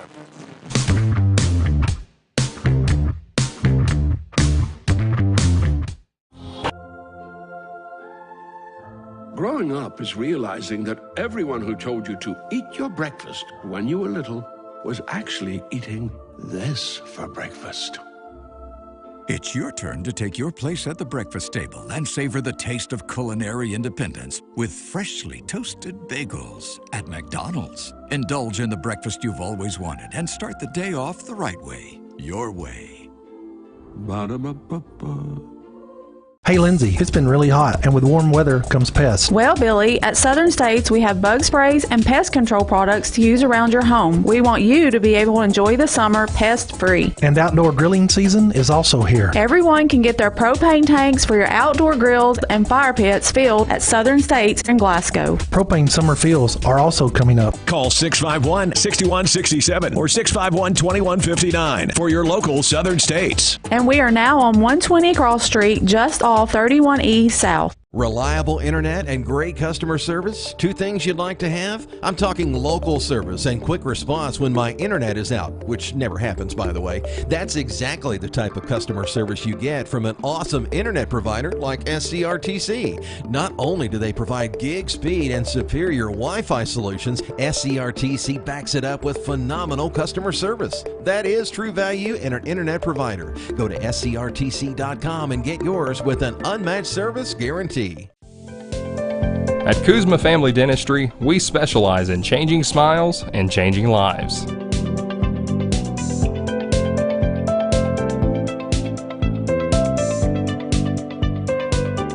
If you'd like to experience this wow factor transformation that not only can change your smile, but change your life, give Kuzma Family Dentistry a call at 270-651-2638, located at 501 West Main Street in Glasgow. Now, before we start the second half, the Trojans 22, the Scotties 15. Trojanettes, of course, winning earlier tonight by 30 over the Glasgow Lady-Scotties, 57-27 to stay undefeated in district play. And Barren County Trojanettes were scheduled to have a game at Davis County on Saturday night, but due to the weather, that will probably be postponed, canceled, rescheduled if they can find a date. But it gets pretty busy right now in the middle of January on into February when you've got 3 games a week. In fact, next week, we got Monroe County on Monday night, Bowling Green on Tuesday night, and district opponent Allen County Scottsville next Friday night. So a busy week if we get back at school on Monday and get to play that Monroe County game on Monday night. Yeah, when you are allowed 30 games, you only play one half of Christmas break. You got to play some of those Monday, Thursday, Saturday, what I consider off days to really get your max games in. Some people even schedule more than 30 just because they expect the snow to cancel 1 or 2 of them. So we'll see what happens with the girls' game on Saturday. We'll see what happens with Monday as well. The temperatures are supposed to warm up, and you saw what happened when the sun just came out. Even though it was really cold today, you saw what happened when the sun came out. The snow almost went away. So there's just a little bit waiting on some friends to join it tonight. And I think that's supposed to be a sunny day on Sunday, up about 38 degrees, so maybe that'll melt a lot of it, especially off the roads. And the crews will be out, I'm sure, all weekend, trying to clear as many roads as they can. This JoJo Driver kicks it off the left corner. Nunley with a 3-ball. It is no good. And we got a whistle and a foul. And I'm not sure who this one is on. They're going to call it on Bray, I think. Looked like Jalen Bradley went up and undercut him just as he was trying to block him out. That's going to be 3 fouls on Bray Bewley. Quick exit. And Jackson Reese will come in to replace him right now as Bewley heads to the bench.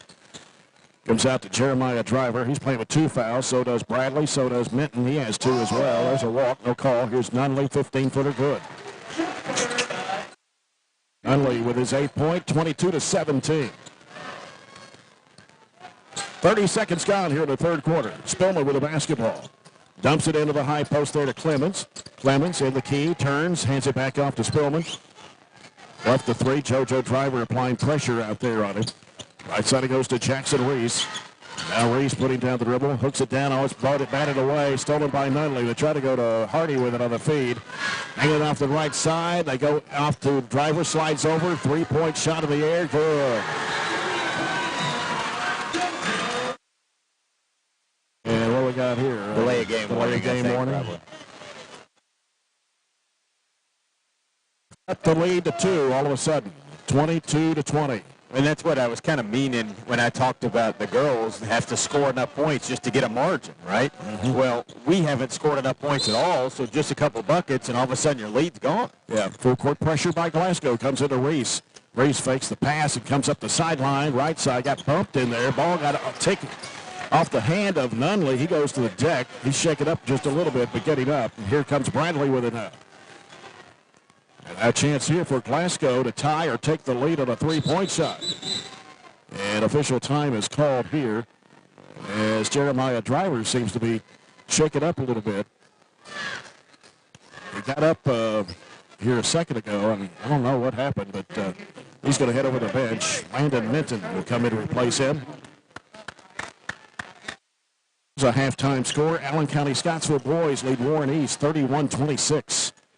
Close game, kind of like this, a little higher scoring, but again, proves what we've said all along, pretty equal all the way around. Yep. JoJo Driver, 2-3 zone by the Trojans. 6.5 minutes to play. And driving in is Nunley. They kick it off in the right corner. Back out it comes to JoJo Driver. Got Jarek Martin in there. Back over goes to Bradley. He fires up the three. It rims out. And the rebound in there by Joshua Decker. He out-rebounded Jarek Martin for that one. Now Bewley is back on the floor playing with those 3 fouls. So we'll have to be careful on the defensive end. Bounce pass comes to Hardy on the left wing. Hardy looking inside. They floated down into Decker. Had it blocked from behind by Minton and out of bounds. It looked like a foul. He's got to use that body to protect the ball. You've got to make them come over top of you and draw body contact. And they work it down inside. Decker puts it up and in. They go right back to him. They got to love that matchup right now. If they're going to go to that well, he's got to score it like he did there. 24-20, Trojans.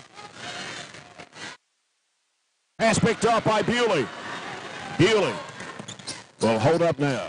And he looks for help. Now going to pass the left corner up the baseline. Spillman, and he's going to be fouled by Minton. That's 3 on Landon Minton. And that'll be just the first foul of the third? Yeah, I think so, isn't it? I guess so. Yeah, yes it is. Back in for Glasgow in the second half. Here's Grayson Bartley. He'll come in for Jarek Martin. 5:33 to go, third quarter. Ball comes out to Spillman. He'll bounce it out to Bewley. Now Bewley looks inside, goes back to Spillman, left corner. Back out to Clemens. Now Clemens trying to make a move on his defender. And he gets cut off, comes back out to Hardy. 24-20 Trojans. Decker, 3! Second one of the night. But got both of ours. Actually. Yes, he has both of them. Both Hatcher and Sadler funeral home three-point shots. Driving in lane, stolen away in there by Bewley. Went into a crowd. And now Bewley will hold it up here. Barren County back out to a 7-point lead here. And what are they? Foul? On Bradley. And on Bradley, that's 3 on him. Bradley has 3. Minton has 3. And Jarek Martin will come back in. He'll replace Bradley. 3 minutes gone here in the third quarter. Barren County 27, Glasgow 20. Cade Hardy with the basketball. Picks up his dribble. Coming out to get it to Spillman. Left of the circle. Trying to penetrate. Can't go. Back out to Clemens. Clemens drives left of the lane in the corner. Decker thought about it.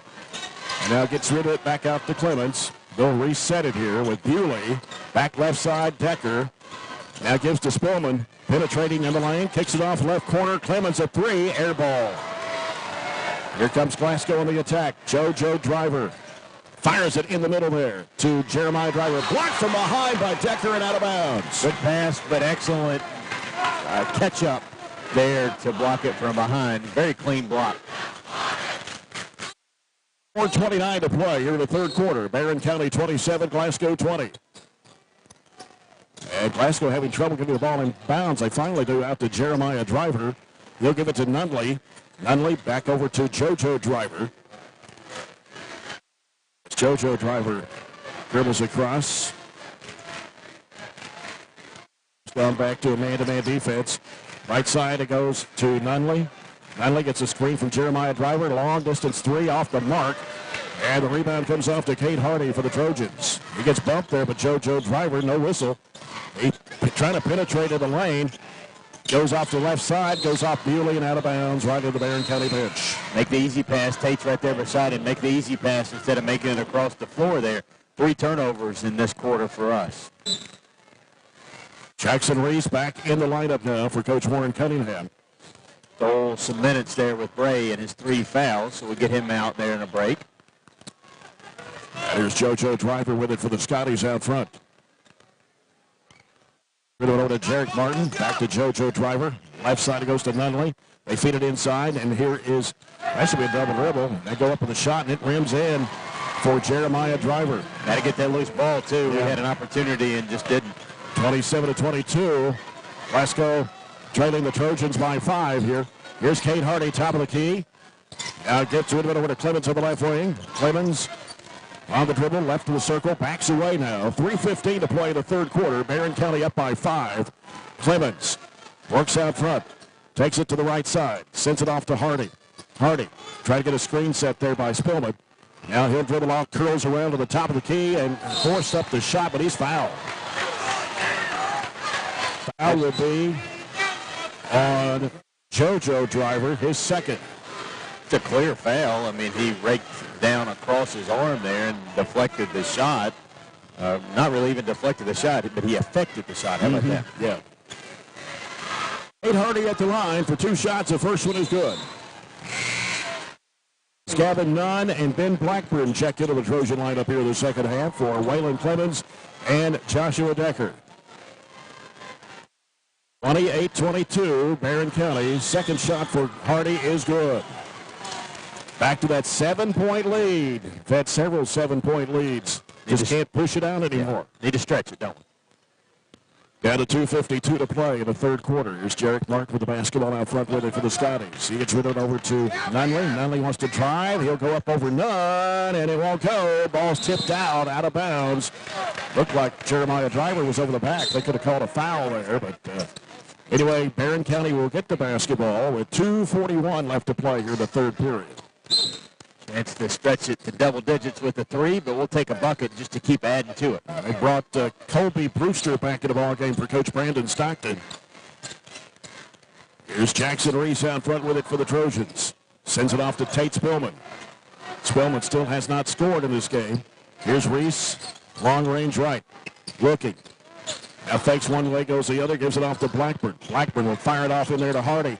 And he's going to be fouled with a shot at the left elbow. He'll go the line to shoot 2 more. And the foul is on Nunley, his first, team's 4th of the quarter. And, you know, I don't think his intention was to make that shot. It was just to be aggressive, and they are flying to your shot. They're trying to challenge you, leaving their feet, so take advantage of that. That went all over the rim, but it goes down for Cade Hardy. He's at 3 in a row now, and it's 30-22. As the Trojans have finally pushed it out to more than a 7-point lead. Good shot of the way. No, too strong. None with the rebound. Back to Hardy. 3-point shot is no good. And the ball's tipped out into the corner, out of bounds. Barren County will get it. 2:10 left to play in the third. Barren up by 8.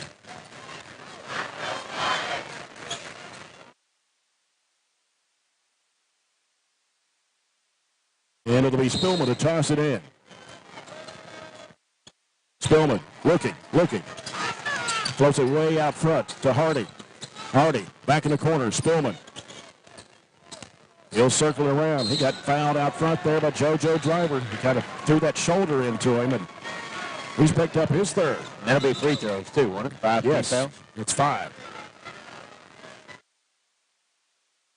Tate Spillman at the line with a chance to score for the first time tonight in this game. He's a 61% foul shooter on the season. 2 shots. First one is on the way, and it's good.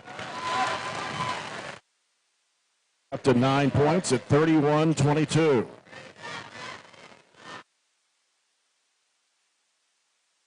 They can push it out to a 10-point margin here if he connects on this one. And he does. 32-22. 2 minutes to play here in the third period. Jarek Martin with the basketball for the Scotties. He'll get rid of it over to Nunley. Nunley, crossover to the left, goes to Martin with it on the left side. Fires it across over to JoJo Driver. That's a bullet pass. That's a heat. How they even caught that one. Comes out to Nunley, back to Martin in the corner. Now Martin looking. Throws it back out to Nunley. Nunley penetrating the lane, dumps it back underneath to Jeremiah Driver. He gets fouled by Nunn. And so Jeremiah Driver will head to the free throw line for 2 shots. He's 1 of 2 from the stripe tonight. On Nunn, his second personal, the second foul on the Trojans here in the quarter. At the line, Jeremiah Driver. First one is no good. Joshua Decker comes in for Gavin Nunn for the Trojans. And Jeremiah Moore for Glasgow, replacing JoJo Driver. They've got 3 players with 3 fouls right now. And Jeremiah Driver, when he stepped over the line? Should have been a lane violation, but they didn't call it. It was it was close, but sometimes. Glasgow. So Driver gets the free throw for point number 8. And it is 32-23, Barren County. Well, we've done just enough to kind of inch ahead. So not a bad, job creating points from the free throw line. I've only got us down with 2 buckets. They've got 3 here, and Decker's got both of our buckets here this quarter. Everything else has been free throws. Yeah, 5 of 6. Just 8 of 19 the other night in that other win they had. Despite the fact they won the game. Ball comes into Spillman. Turns up court with it. He's getting ridden down the floor underneath the Decker. He puts it up and in. But he drew 2 defenders and then got the ball to Decker, who finished and is really kind of starting to find a groove offensively if we can keep getting him touches. And the largest lead for the Trojans now at 11. As they get rid of it out to Martin with 1:10 to play. Martin wants to try, goes into the lane, goes up with a shot, and it comes off, follows his own shot. No. Ball is batted out. Spillman's got it. He gets tripped up. No call. And Glasgow comes back up with it. Nunley gives it over the left side. Back out to Nunley from Moore. They go into the corner. Moore shoots a 17-footer that's off the mark. Batted up high in the air. Knocked around and underneath as Martin tried to go up with it. He's fouled. Just batting it around. We couldn't pull it down. That was on Decker, his second, team's third. Jarek Martin at the line. His first ball game this season as a Scottie. Has not scored in the game, so he has no stats, but he hits the free throw for his first point of the season. We didn't give up any offensive rebounds to them in the first half, and we've given up 5 just in this quarter. So they've had plenty of extra looks, and in this sense, they get some points out of it. Martin for the second free throw attempt. It's on the way, and it's short. Ball skips off and is chased down by Martin. Another one. Here's Nunley. Back over to Martin. Martin won't shoot. Bounces back to Nunley. Back to Martin. Goes baseline. Inside there to Jeremiah Driver. He gets the bucket and a foul. We know that Martin is not a three-point shooter. We mentioned early in the game that he actually hadn't made one all year last year. And we didn't give him enough space, drove around us, and got the ball there to Driver. Jeremiah Driver for the free throw. It is no good. Rebound comes off to Decker. Finally able to pull one down there. We should have a last chance at it. There's Reese. And it's broken up in there and stolen. And it's almost stolen back by Spillman. The ball gets loose. Picked up in the back court. Glasgow keeps it with 13 seconds to play. here in the third quarter. Moore with the basketball, gives to Martin. Martin's going to drive in, dumps it off underneath to Jeremiah. Driver, and he puts it in. You got to know who's behind you. Just no communication there in the zone, and they cut it to 6. And that's the end of the third quarter. It's Barren County 34, Glasgow 28. We'll return with the fourth quarter after this break. This is Trojan basketball at WCLU Radio 104.7 FM.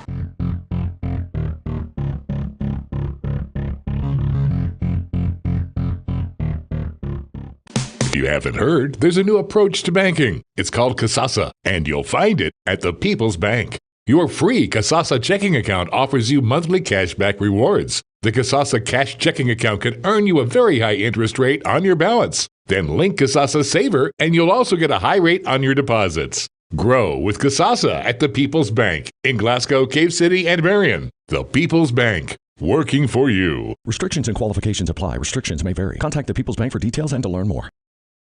Get a great deal on select Kubota equipment. The BX Series is the #1 selling subcompact tractor in the U.S. The versatile lineup is built to help you make the most of your land. Right now, bring home select Kubota equipment for 0 down, 0% APR for up to 72 months on select BX models. Now through September 30th. See us or go to KubotaUSA.com for full disclaimer. Your local Kubota dealer is J&J Sales, 1311 West Main Street in Glasgow. 34-28. That is Barren County's basketball. This fourth quarter brought to you by CPC Commodities.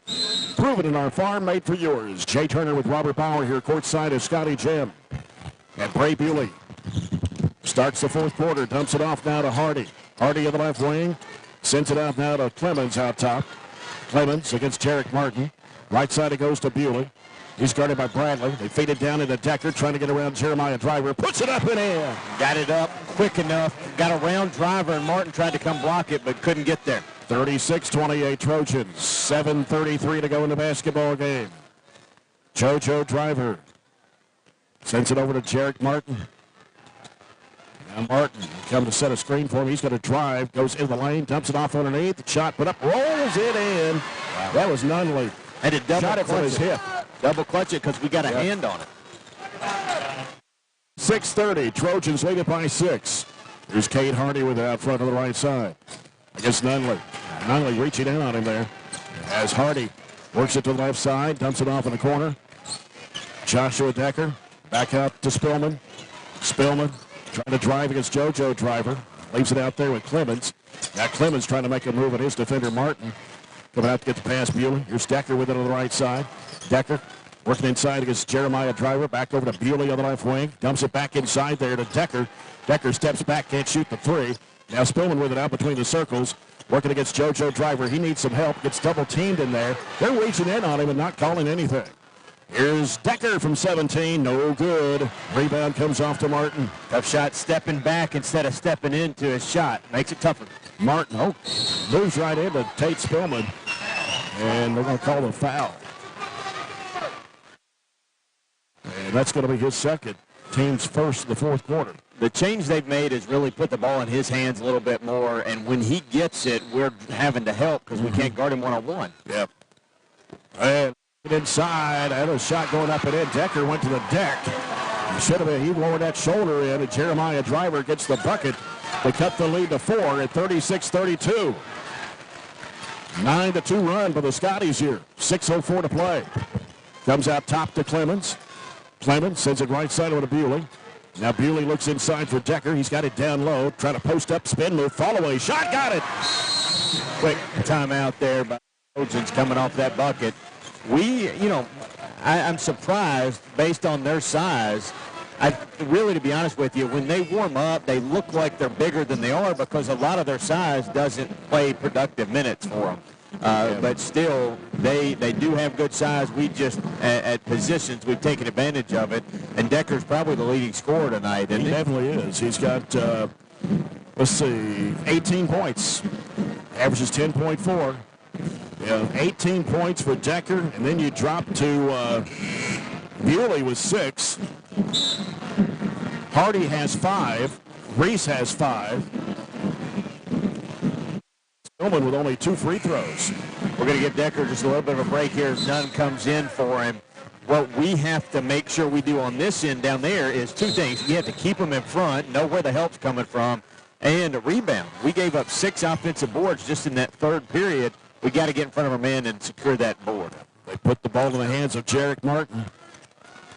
And now Minton comes over to set a screen. Martin wants to drive to the basket. He does. He puts it up and in. Just a 1-4 kind of set, and they spread us out and try to take us off the dribble. 38-34. Barron's lead is 4. 5.5 minutes to play. Bewley now looking. Right side over goes to Hardy. Hardy skips it down low there to Decker. He puts it up, a foul, or none, I'm sorry. And he is fouled. Got very lucky there because he really didn't know where he was. He was underneath the backboard, and when he turned and spun, the backboard blocked him more than the defender. And that's going to be 4 fouls on Landon Minton. He's not played a ton of minutes, but picked up his fouls almost in bunches. Gavin Nunn at the line for 2. First one is on the way short. He's only 10 of 32 from the foul line. Jackson Reese back in the Trojan lineup for Waylon Clements. Nunn back to the line. One more shot. It's in the air. He got it. Good. And it's 39-34 Trojans. 5-point lead. Largest has been 11. 5:18 to play in the basketball game. They hand it off out to JoJo Driver. Martin's getting a quick breather. Yeah. Here's JoJo Driver. Fall-away shot, baseline, no good. Ball's loose, picked up by Spillman. Spillman working in the backcourt. Trying to get it across the line. He does. Gives it to Bewley. Bewley driving. Kicking it back to Spillman. Open with a 3. Yes, sir. Get there and just did their third 3 of the game. Second one of this half, and he couldn't come at a better time to stretch it back out. Atchison Sandler, 3-point shot for Tate Spillman, his only basket of the night with 2 free throws.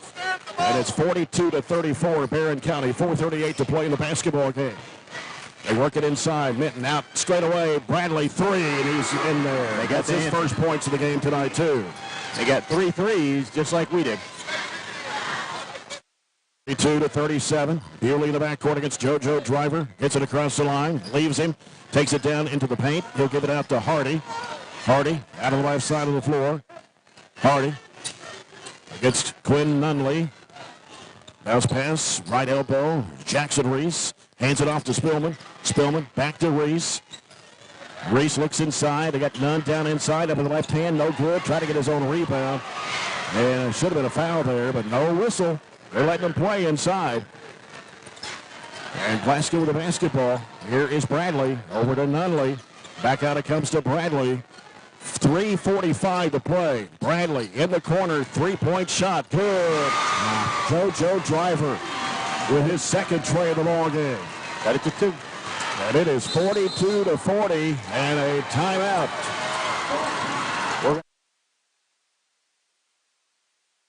We have 2 timeouts left after we take this one. There's, again, a full timeout if they've hit back-to-back threes to cut it to as close as they've been in a long time, right? 17-8 run. Barren had a 34-23 lead. And Glasgow has outscored Barren 17-8 since that time. And that was toward the end of the third quarter. They've only missed 1 shot this period. They are 6. They've taken 6. They made 5 of them. 2 of those are threes. So that's a stark difference compared to what they've been able to do the rest of the game. They've only hit 10 field goals coming into this quarter, and then they have 5 in just this one. Yeah. And again, you know, when we've talked about this a couple times, when it's such a low-scoring game, that shows you what back-to-back possessions. You hit 2 threes in a row, and all of a sudden you're back in the game because there's just not enough points to create that separation out there. And now we got, I guess appropriately a dogfight the rest of the way here in the dog pound. Yep. Barren County's basketball to midcourt across the way as Hardy inbounds out to Bewley. 3.5 to go. 42-40, Barren County. Bewley, bounce pass off to Hardy on the right side. Hardy, as Decker comes to set a screen. Now he rolls back off. He'll give it a pass too wide out of bounds. And what we should have been looking for there is the slip screen. We ran our hit play, which is a pick and roll. Josh slipped the screen, and both defenders went out with Cade. Got to dump that down for a layup. Yeah. Chance here. Glasgow could tie the game or take the lead of the 3 after being down by 11. 3:10 to play. 42-40. Barren. Martin with the basketball on the left side for the Scotties. Stay in zone. He sends it across. Down in there to JoJo Driver. Baseline shot. Drops in. Gets the spin. Tie game. Martin is really doing more distributing than he is anything else right now. He fires bullet passes, too. I mean, that's some zip on. Yeah. 42-42. Reese with it on the right side. Out to Hardy. There's it back over to Bewley on the right side. Bewley looking. And it threw it away. Here comes JoJo Driver. Chasing it down. A chance here for Glasgow to take the lead. Not sure they've taken the lead in this game. And Nunley is coming up limping. Kind of looks like a cramp, to be honest with you. I've never seen as much miscommunication with our guards as we've had tonight. It's just wide passes or not expecting it, not putting it on target. And we've got 13 turnovers. I'd say half of them are just miscommunication errors like that. Going to get him out. We'll get back to play here. They put Mitten in for him? Yeah. Landon Mitten in for Quinn Nunley right now for the Scotties. It's out to Bradley. 2:17 to go. It's 42-42. Bradley works against Bewley. Sends over to Martin. Martin, ball knocked away. Oh, went right to the hands, and here's Driver underneath, putting it up and in. Goes from a turnover to a Glasgow lead. Yeah. And Glasgow has the lead for the first time tonight. 44-42. 1:55 to go in the ball game. Bewley, bounce pass left to Spillman. Down low is Decker. Decker trying to spin move, kicks it back in the corner. Spillman with a 3. It's coming off. Decker the offensive board. Back to Spillman. Throws it way back out to Bewley. He'll send it straight away over to Hardy. Hardy back over to Spillman. Spillman trying to work inside the paint. Underneath the Decker, he puts it in. Terrific pass. Centered that up and just dropped it down. 4-all with 1:27 to play. Brand new ball game and just 1.5 minutes to play it. Bradley driving. Bounce pass in there underneath. He loses it. Minton lost the basketball. And they're going to call a travel on Jackson Reese.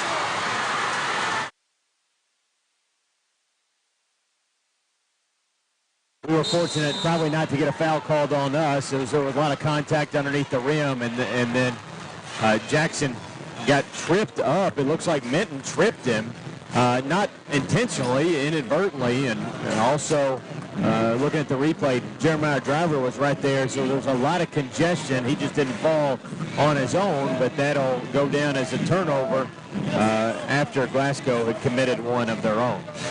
So they'll have it out underneath their own rim, about a minute, just a minute over to go.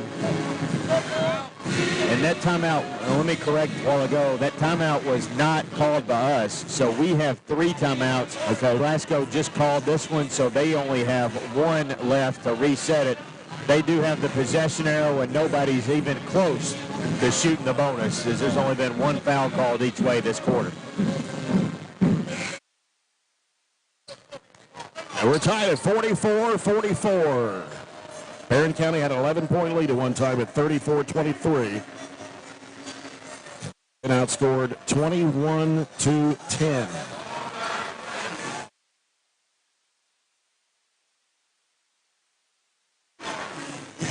And it will be Glasgow's basketball. We come out of the timeout here as JoJo Driver right of the basket to inbound.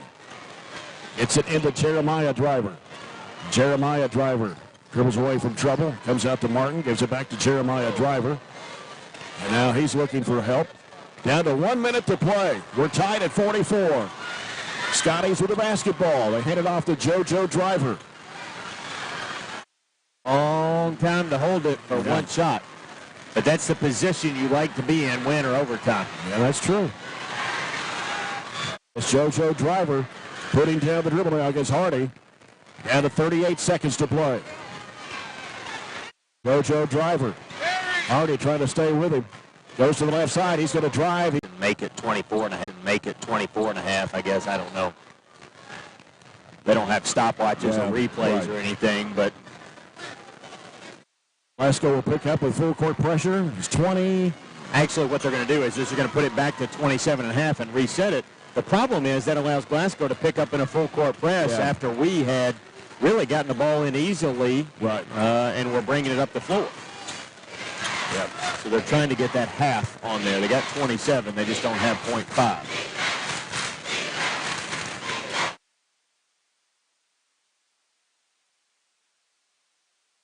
All eyes are on the scorekeeper right now.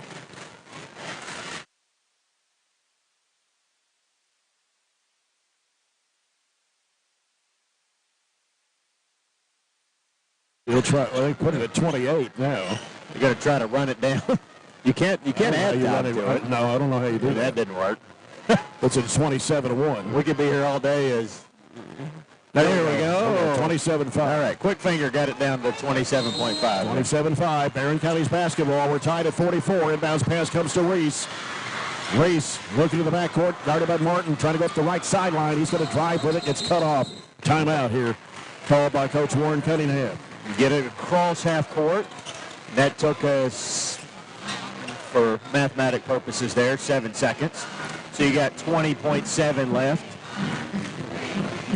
Well, this makes it interesting. It's after 3 quarters. Allen County Scottsville leads Warren East 50-45. Of course, Allen County Scottsville has not won a district game yet. This is their 3rd one. You remember what happened though with the 4th quarter when we played Allen County? Oh, I know. It was a very lopsided affair. 27-2 run. I'm a little concerned. The books don't match on timeouts. So we either have 2 timeouts left or we have 1 timeout left. And I don't know what they're going to kind of decide here. I have not kept up with timeouts, so. And I'm thinking we do have. Is it one? It's 1 and 2, I think. 2. So Barren has 1. Glasgow has 2. The timeout that kind of it didn't really get whistled in well. He just kind of nonchalantly pointed to us. And I said was our timeout really was. It just didn't get written down like that in the book. Yeah. Barren County will have it at midcourt across the way. So 1 timeout left. They got 2 and the arrow if they need it. And 20.7 to play. Comes into Spillman. Spillman hands it off to Bewley. 17 seconds to play. Plenty of fouls to give. Bewley works against Bradley. On the right side, spins back left, now reverses back right. Feeds it off to Spillman to the right elbow. Spillman turns, trying to go against JoJo Driver in the lane. Lost the handle, loose ball in there. And then Decker went up. We got a foul call. It's got to be. There was a lot of body contact in a short space. We were trying to work with it. 1.7 left. Foul is on Jeremiah Driver. That's his 3rd. And it's going to be Decker at the line for 2 shots. Or did he try to go up? I don't know. They're going to take it out underneath. Yeah, He's not going to give him 2 fouls. All right. Shooting, but yes.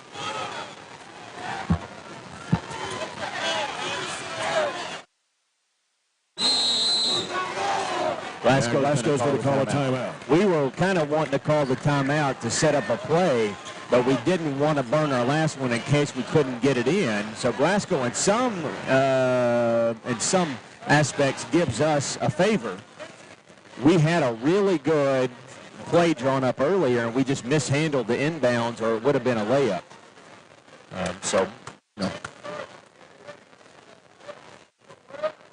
So full timeout by Glasgow here. Tied at 44-44.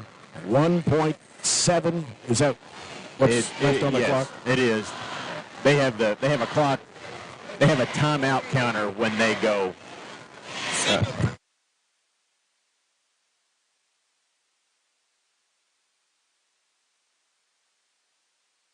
So you got that from Tony Franklin? Yeah, that happened. Yeah, that's right. I haven't heard it whistle. I haven't watched the replay. It was still a foul, and we still get the ball underneath. You got 1.7. You got a ton of time to do anything with. We've got 1 timeout left still, like I said. So we do have 1 left, right? Yeah. Okay. It's confirmed. Both books have that. So we got to. All right, Bewley's going to take it out on the left baseline. We'll see if somebody can get open here. Bewley looking, gets it into Spillman. Going to fire up a three. No. And we'll go to overtime. It's all right. I'll watch this replay, and I'm probably going to be a little sick because we were wide open on the out-of-bounds play. All we had to do was kind of fake it to Tate in the corner, and we were wide open just sitting on the block there for a layup. But, you know, sometimes you see it, sometimes you don't. Glasgow kind of has the edge and momentum right now as we head towards overtime. They spent the whole fourth quarter clawing back, and we weren't able to convert with 1.7 left. We'll play an extra 4 minutes. Barren had a 34-23 lead. We go to an extra 4 minutes here at Scottie Gym. Tied 44-44. Barren County Trojanettes winning earlier tonight by 30, 57-27 to stay undefeated in district play. Allen County Scottsville Warren East boys game. We have an update on that one. 50-45. Patriots after 3. So an extra timeout will be assessed to both teams here in the overtime period. Hinton has fouled out for Glasgow. Bradley, Driver, both drivers have 3 apiece. Bewley has 3 for Barren. Joshua Decker, the jump circle with Quinn Nunley. Here's a toss to the tap, controlled by the Trojans. Second overtime game of the year. The last one was a South Warren game. Yep, that was double overtime. Comes out to Hardy. See defended there by Quinn Nunley. Bounces it out to Bewley. Now Bewley on the dribble left. Gives it off to Spillman, left elbow. They go inside the Decker. Nice spin move in there. Had it swatted away, though. Out of bounds. It'll stay with the Trojans underneath.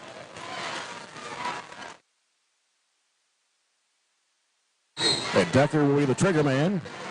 Gets it out to Bewley in the right corner. Back to Decker, going underneath and puts it in. Decker having a great game for the Trojans tonight. 46-44. He's got about half of the points. 22. And now we got a foul out front. Spillman goes to the floor. Foul is on Tate Spillman. That's his 3rd. Trying to get in between the screen and kind of got squoze out. Yeah, Decker has 22 of Barren County's 46. And JoJo Driver will send it out to Jarek Martin. Martin here at midcourt. They come to set a screen. Spillman trying to stay with him. He drives the bucket. Came up short. Rebounded there by Decker. Lucky. Yep. And now Bewley. Bewley into the front court. 3 minutes to go in the overtime period. 46-44 Trojans. Pop it out to get it. Jackson Reese. He had an open look at a 3, but didn't take it. It's Bewley with it on the right side. Picks up his dribble. Bounces it out to Hardy. Goes back left side. Spillman in the corner has a 3-pointer block. Batted up in the air. Spillman pulled it back down, and a foul.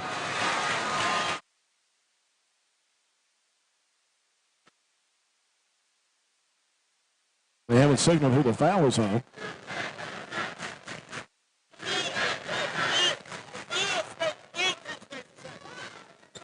Foul is on JoJo Driver. That is his 4th. So this is something I didn't know. Because we've gone to quarters, I didn't know the answer to this. The foul count stays the same. So nobody was in the penalty, if you will, because there wasn't really a whole lot of fouls called, but the foul count does stay the same. So that's 4 on Glasgow. And two on us? 2 on Barren. That's what the board says. Yeah.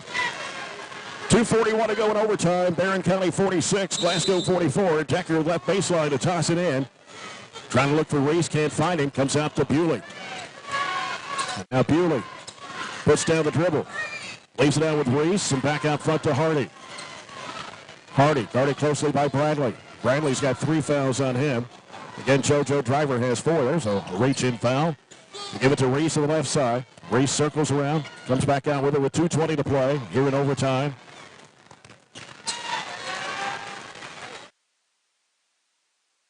Reese still on the dribble. Martin off of him just a little bit there. He's picked it up. Has to go to Hardy. Hardy guarded out there by Bradley. Down to 2 minutes to play in the overtime. It comes to Spillman, left corner, goes up the baseline, reverses it, he missed it. Didn't get hard enough on the other side of the rim. Taken by Martin for Glasgow. We'll go left side with it to Nunley. In the corner, JoJo Driver back to Nunley for 3. He hit it. Wide open. Nobody in the same zip code as he was in. 3 threes for them this quarter and overtime. 47-46 Scotties. That's 2 threes for Quinn Nunley tonight. That one was deep. Hardy with it on the right side, gets a screen, circles halfway out, gives to Spillman. Left side it goes to Bewley. Bewley wants to drive the other way. Spin move, goes up with a shot, it rims off. Rebound is going to go off of somebody underneath. Let's see. Hit Glasgow. Went off Glasgow's foot. Yeah.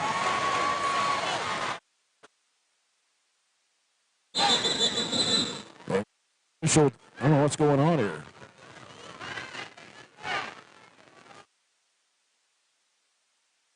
And they're trying to settle the student section down underneath the basket, looks like. Somebody on the bench over there, I think, tried to motion a timeout for Glasgow. So Bewley looking to inbound. Comes out to Jackson Reese. 1:20 left in overtime. Barren is down by 1. Here is Bewley. Turning, free throw line. Sends it over to Hardy. Hardy on the left wing. We'll bring it back up. 1:10 to go. He's guarded closely by Nunley. Bounce pass comes to Reese. Reese trying to look for Decker. Decker down low, posted up in there, and it's double team. Back out to Reese. 1 minute to play in overtime. Barren down 1. Here's Reese. Bounces it off there to Hardy, and a timeout by Coach Warren Cunningham. Hardy hit a three-point shot right after the...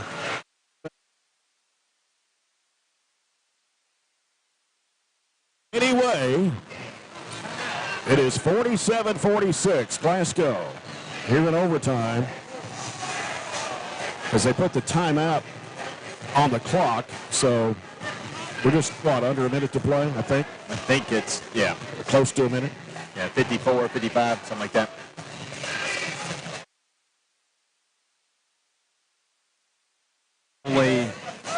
Nunley hit a 3. We hit a 2. That's it, right? Yep. And that was Decker. So just as the whole game has gone, not a whole lot of scoring. And we've had the ball. If you do a time of possession, we've had the ball for the majority of this overtime period. Started out with the quick hitter to get Decker the bucket. And a deep 3 that was unguarded. We've got to protect the ball. Got timeouts left if we need them. Toss it in out of the side. As he'll get it out to Bewley. We're at 53 seconds to play. Barren needs a bucket to go ahead. Bewley penetrating. Stops. Dumps it back out to Hardy. 45 seconds to play. Hardy guarded closely by Nunley out there. Really putting the pressure on him. Bounce pass off the right side of Bewley. Down to 35 seconds to go. Here's Jackson Reese, top of the circle against Martin. Trying to work around. He'll give it back out to Bewley with 27 seconds to play. Bewley hands it off to Hardy. Hardy trying to make a move at his defender. Lost the handle, but Decker is there to pick it up and put it in. Yeah, that's the most inadvertent assist you'll ever have, but we'll take it, and we are up 1, 14 to play. Still running off the clock here. I don't know what. They were trying to put points on the board, and that Glasgow called a timeout, and they didn't stop the clock. It should be about 11.7. So we'll see what they put back on it, but there will be time added, and we should be 48-47. They finally got that correct. Up 48-47 with 12 seconds. Is that right? I think that's what they're going to leave it. It's probably a couple of ticks too many, but it took them 30 minutes to put 5 tenths back on there a while ago, so we'll just leave it at 12. We should have 1 timeout. They should have none. And that's where they are. We are in the shooting bonus because Glasgow's at 4 fouls. We still have 3 fouls to give. Right. Or with they shoot free throws. So we technically have 2 free ones. That should always be in the back of the mind there in case they get around us, just to kind of, grab them and make sure they don't get layups or easily assisted buckets. Oh, he's going to add more to it. 12.1.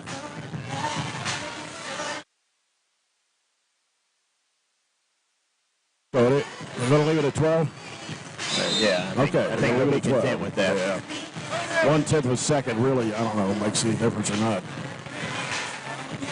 All right, it's going to be Jeremiah Driver out of the side across the way to inbound the basketball. Jeremiah Driver, rookie. It's an, he came back over the line. Yep, he sure did. Yeah, he sure did. Yep, that's a big call. He established both feet in their side of the floor and then took a big step back as he is a long kid. And those long legs took a big step backwards before he got his momentum going forward. And now we've got 10.1 to play. Barron's basketball up 1. Oh, there's a push-off on Martin. He just pushed Bewley to the floor.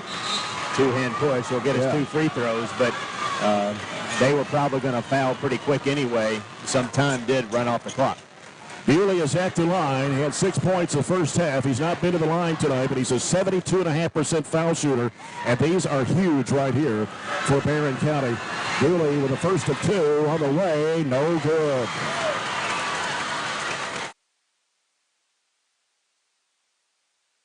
Get one more. Barron's up by 1, 48-47 with 9.3 left in overtime. Bewley's second toss is good. All right, no threes. 49-47. Here's Bradley pushing it down the floor, and he's trying to make a move. He's picked up his dribble, throws up a wild pass, and it's over. Trojans have won it. Wow.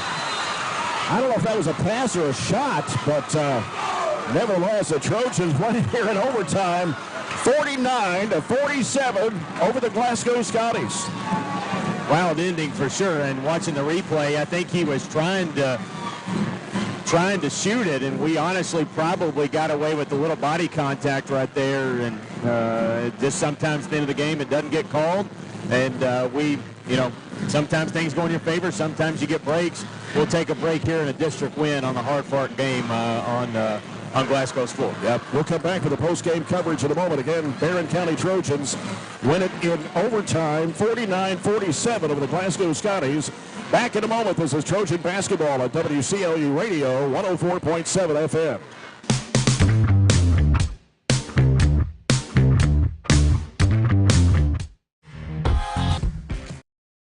We've got you. It's a pledge to make sure you're always taken care of. A pledge that your Touchstone Energy Cooperative honors each and every day. When it comes to keeping things running smoothly, or getting them back on track when they're not, we've got you. Always.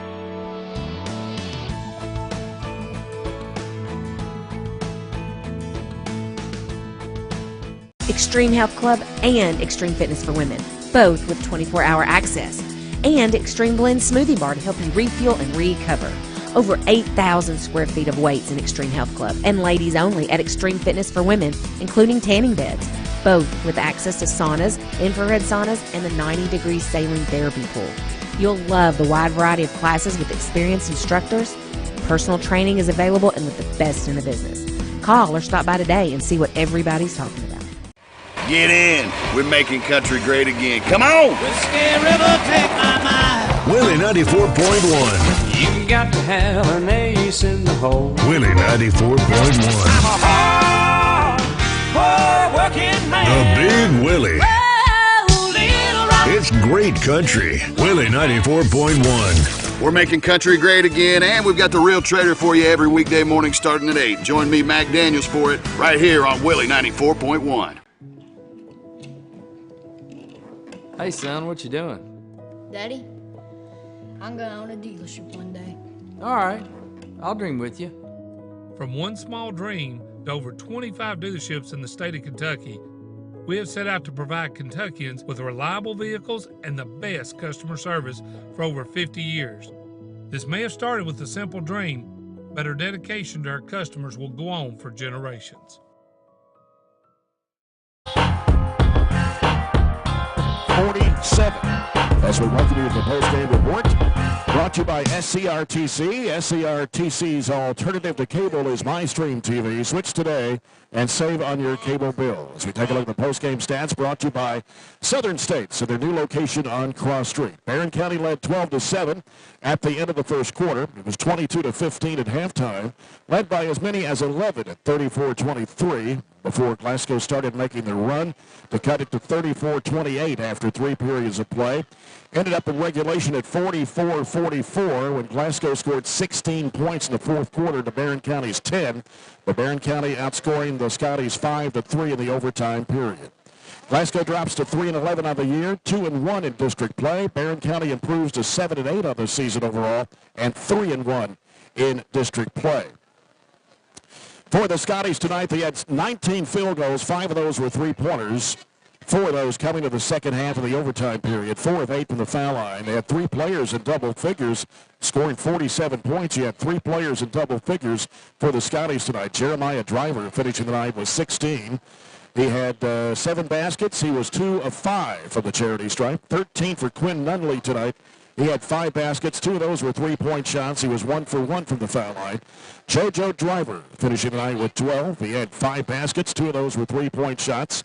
3 points for Jarek Martin. His first start back on the Glasgow Scotty team this year. He had a basket, 1 of 2 from the foul line, and a 3-point shot for Jalen Bradley. Landon Minton played and did not score, along with Grayson Bartley, Colby Brewster, and Jeremiah Moore, along with Jackson Norris. They saw some minutes but did not score tonight.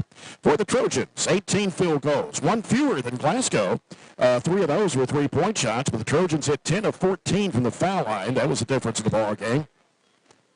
And led tonight by Joshua Decker. 24 points tonight for Decker. He had almost half the points for the Trojans tonight. He was a warrior down low in the block, and you look at his points. He had 7 points in the first half, finishing with 17 in the second half, including 2 baskets in the overtime period. And looking at his stats, he had 6, 7, 8, 9, 10 field goals.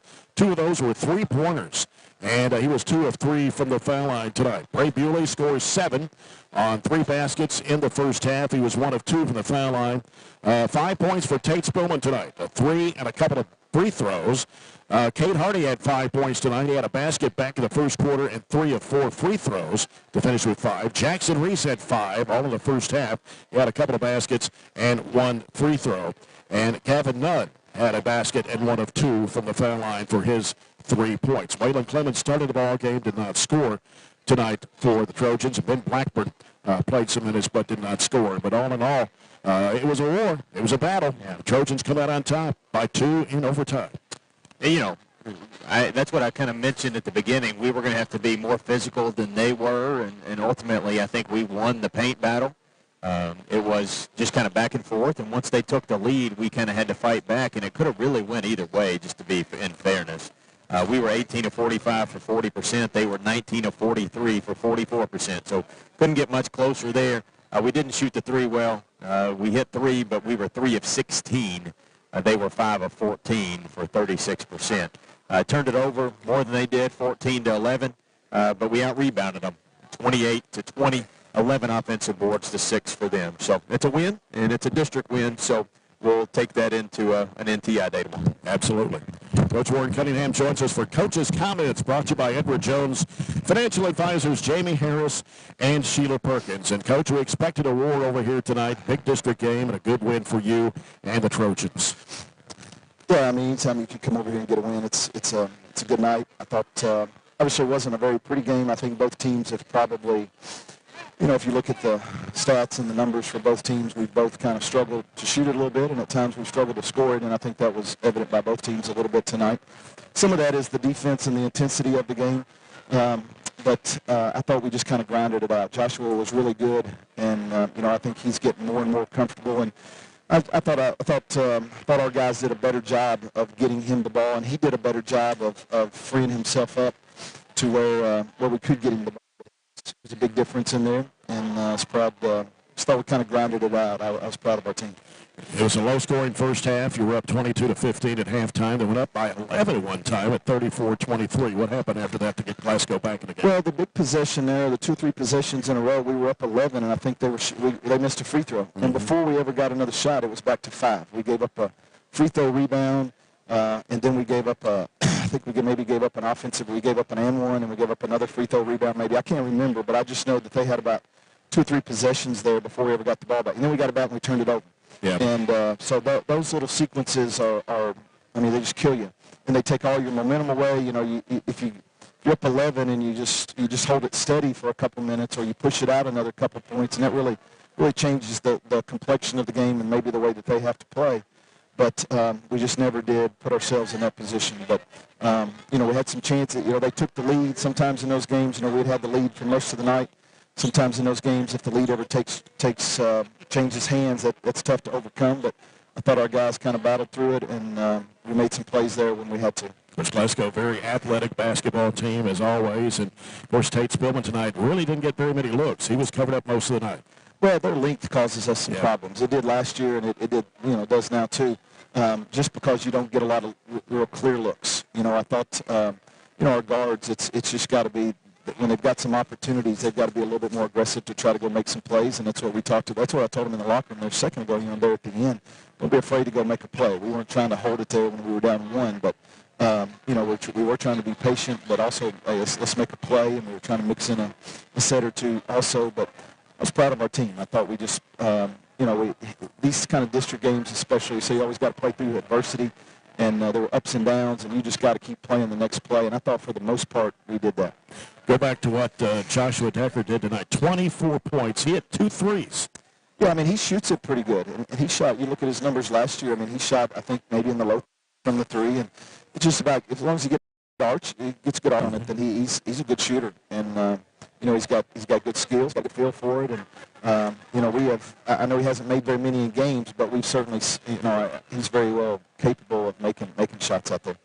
I know, checked just a second ago, Allen was up on Warren East by 6 going into the 4th quarter. I'm not sure how that game turned out yet, but you've talked about it all season. Yeah, it's a wide-open district. I don't think, our team was talking about it before we came over today, and I was just, you know, talking to them about the fact that I don't think you want to be the 1 seed because that means you win more games than everybody else. But who do you want to play? I mean, and I would never say that publicly anyway, but, I mean, there's not, I mean, I don't think there's a huge difference. Maybe matchups are better with some teams than others, but I really don't think there's a big difference in the 4 teams in terms of skill, in terms of you look at scores, you look at things that all 4 teams do, and you know, I just think there's going to be a whole lot of games just like this one, just like the one you're talking about with Allen and Warren East, just like Warren East and Glasgow played over here back earlier, and you know, the Glasgow Allen game the other night. So I just think it's going to be.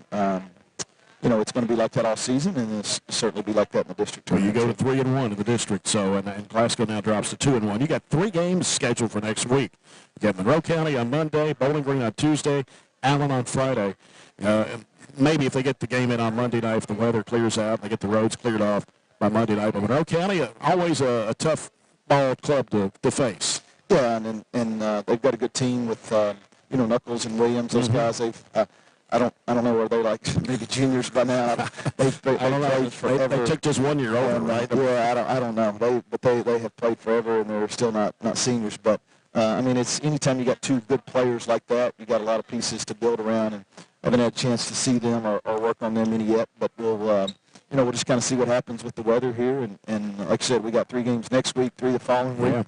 So we got a busy stretch here. We're halfway through the regular season if we play all 30, and so we've got to we just got to keep getting better. I feel good about where we're headed, and I like our team, and I just think we've got to get some. You know, we've had a little bit more continuity lately. We've had a little bit more practice. And I wish we could get it in a routine. It doesn't really look favorable right now, but hopefully at some point we can kind of get back in school and get in a routine and just keep getting better.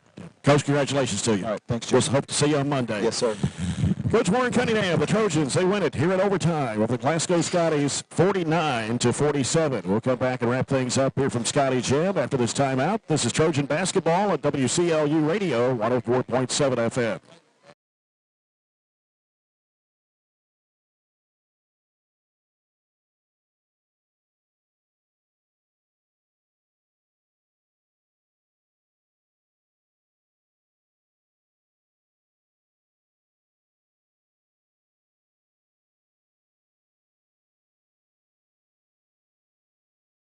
If you are a Glasgow EPB cable TV customer, here is some exciting news. The Glasgow EPB has partnered with American Cable, your local authorized dish network retailer, to help you save with TV packages as low as $91.99 a month with a 2-year price guarantee.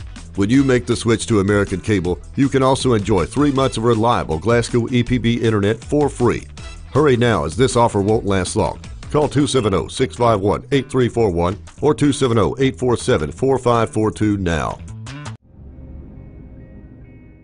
So Aero Safety is an international safety consulting company based right here in Glasgow, Kentucky. We offer a wide variety of services, ranging anything from safety training to administrative services like policy procedures. It's any manufacturing, any industry around our area, we can apply that. And we can also make everything site-specific to the customer. So we make sure we're incorporating the company's policies, procedures, applicable hazards, equipment, things like that, that it's make it more relevant and engaging for the customer. Aero Safety is here to keep your employees safe and keep your business headed in the right direction. Growing up is realizing that everyone who told you to eat your breakfast when you were little was actually eating this for breakfast. It's your turn to take your place at the breakfast table and savor the taste of culinary independence with freshly toasted bagels at McDonald's. Indulge in the breakfast you've always wanted and start the day off the right way, your way. Ba-da-ba-ba-ba. Hey Lindsay, it's been really hot, and with warm weather comes pests. Well, Billy, at Southern States, we have bug sprays and pest control products to use around your home. We want you to be able to enjoy the summer pest-free. And outdoor grilling season is also here. Everyone can get their propane tanks for your outdoor grills and fire pits filled at Southern States in Glasgow. Propane summer fills are also coming up. Call 651-6167 or 651-2159 for your local Southern States. And we are now on 120 Cross Street, just off 31E South.